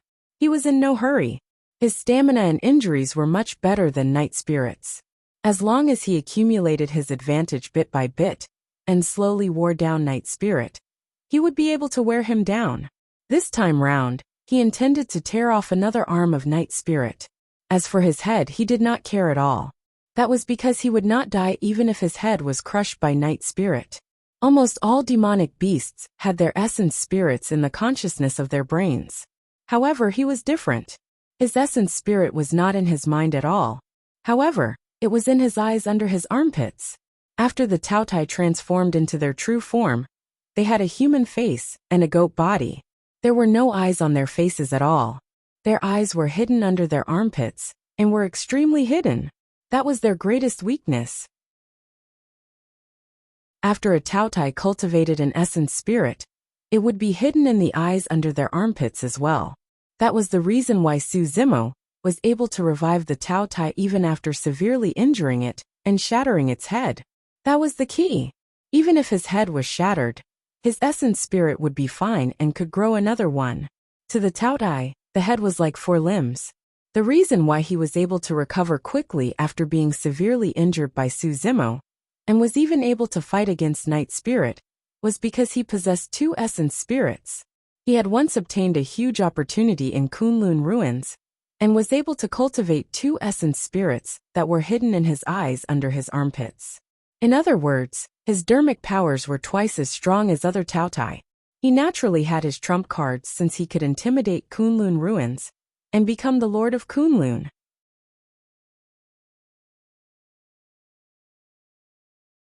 Chapter 15:19. Against Night Spirit's attack, the Taotai did not dodge or dodge. He merely bit Night Spirit's arm with all his might. Snap! Night Spirit's arm was bitten off by the Taotai. Fresh blood splattered everywhere in a shocking manner. Young master! When the old Kunlun subordinates saw this scene, they roared with grief and indignation. Extreme Fire and Nian Qi were extremely anxious as well. However, they were already completely surrounded by the Kunlun army, and could barely fend for themselves, let alone help Night Spirit.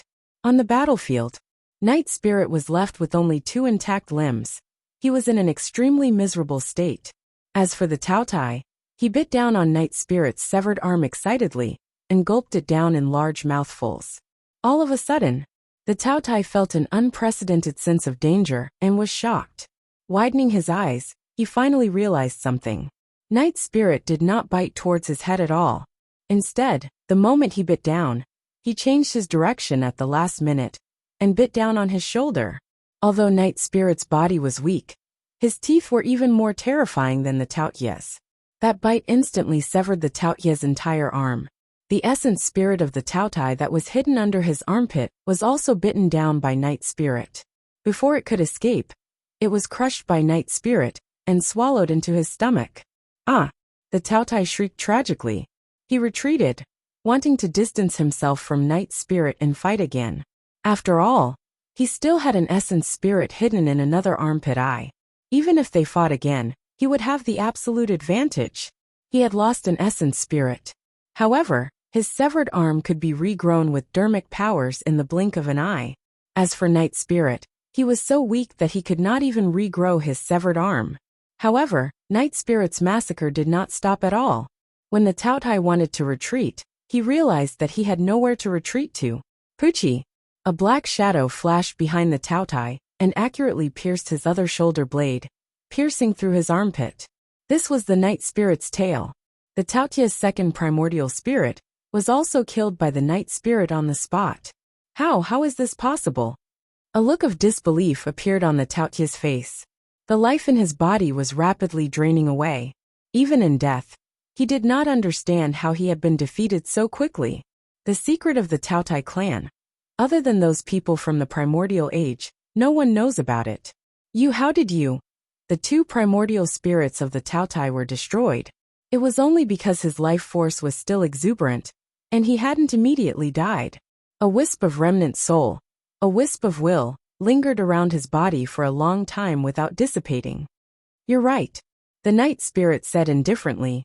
Your secret is indeed only known to those people from the immemorial era. I know because before my parents died, they told me all these secrets through the method of passing on their memories. The Taotai gradually understood. When they left behind the Kunlun barrier, they were worried that today's situation would happen. Therefore, they told me all the weaknesses of the four commanders under them, including your Taotai clan.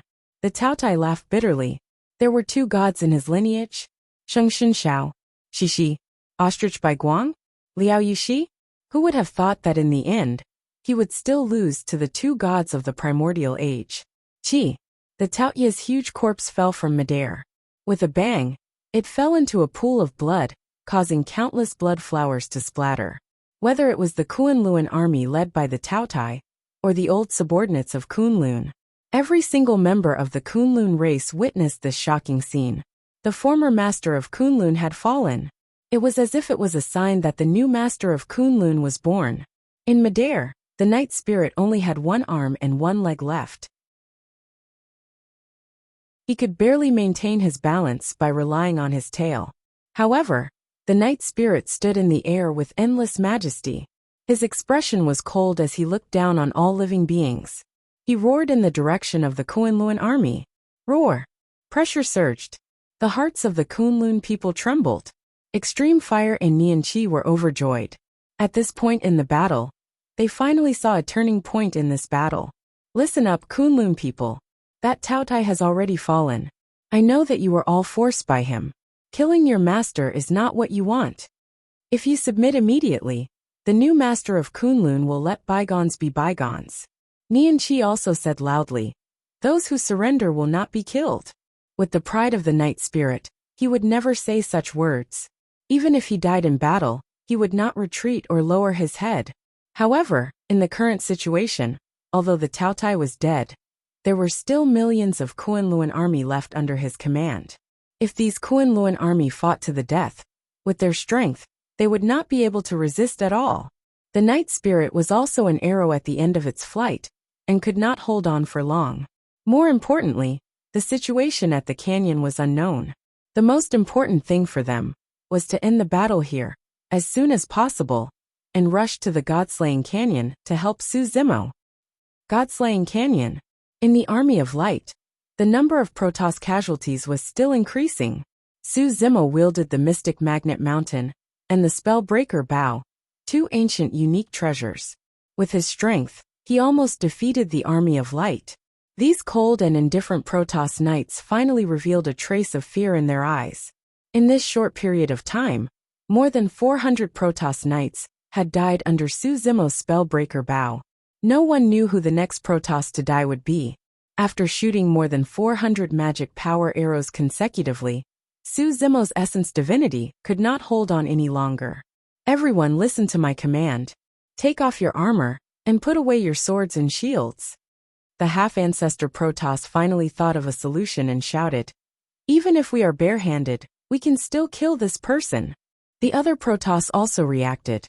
They were now in such a situation, and could not advance or retreat. The most important thing was that their bodies were restricted by the mystic magnet mountain. If they took off their armor, and put away their swords and shields, although their defense and attack power would be greatly reduced, they could still break free from the mystic magnet mountain's restraint. In this way, relying on the Protoss's physical body and bloodline, even without armor, swords, and shields, they could still kill that weak human. How could a human's bloodline be mentioned in the same breath as a Protoss? At this thought, ecstasy appeared in the eyes of the Protoss. Suzimo also smiled. His essence divinity could not hold on any longer after continuously pulling the spellbreaker bow. He was about to let his essence divinity rest when the Protoss could not hold on, and changed their tactics. "That's good." Suzimo smiled and took out a few essence divinity recovery pills from his storage bag, and swallowed them. At the same time, the Creation Lotus platform supported the black-haired essence divinity in his sea of consciousness and spun slowly, spewing out rays of green light to nourish the black-haired essence divinity. With the help of the Creation Lotus platform, no one could compare to Suzimo in terms of essence divinity recovery. The Dragon Phoenix True Body's explosive power and killing power were above Qinglian True Body, but in terms of essence divinity consumption, the Dragon Phoenix True Body was far inferior. The Celestial Race clansmen quickly took off their armors and stored them in their storage rings. They also put away their swords and shields. Many of the Celestials suppressed their anger. They took off their armors and regained their mobility. One after another they turned around. Their eyes seemed to be spitting fire. "Human ant, prepare to die. Don't kill him so easily. We have to suppress him and torture him bit by bit. Otherwise, our people will have died in vain." The Protoss had just turned around and wanted to charge forward to fight Suzimo when they realized that the terrifying figure was walking toward them. You're tuning in to the Li Mei's Wuxia Whispers YouTube channel. We're so grateful for your support, and don't forget to subscribe to join us on this incredible journey through captivating stories. Your generosity through donations truly makes a world of difference, as it's the primary source of revenue that allows me to expand and enhance this channel for you. Thank you from the bottom of my heart for being a part of this adventure.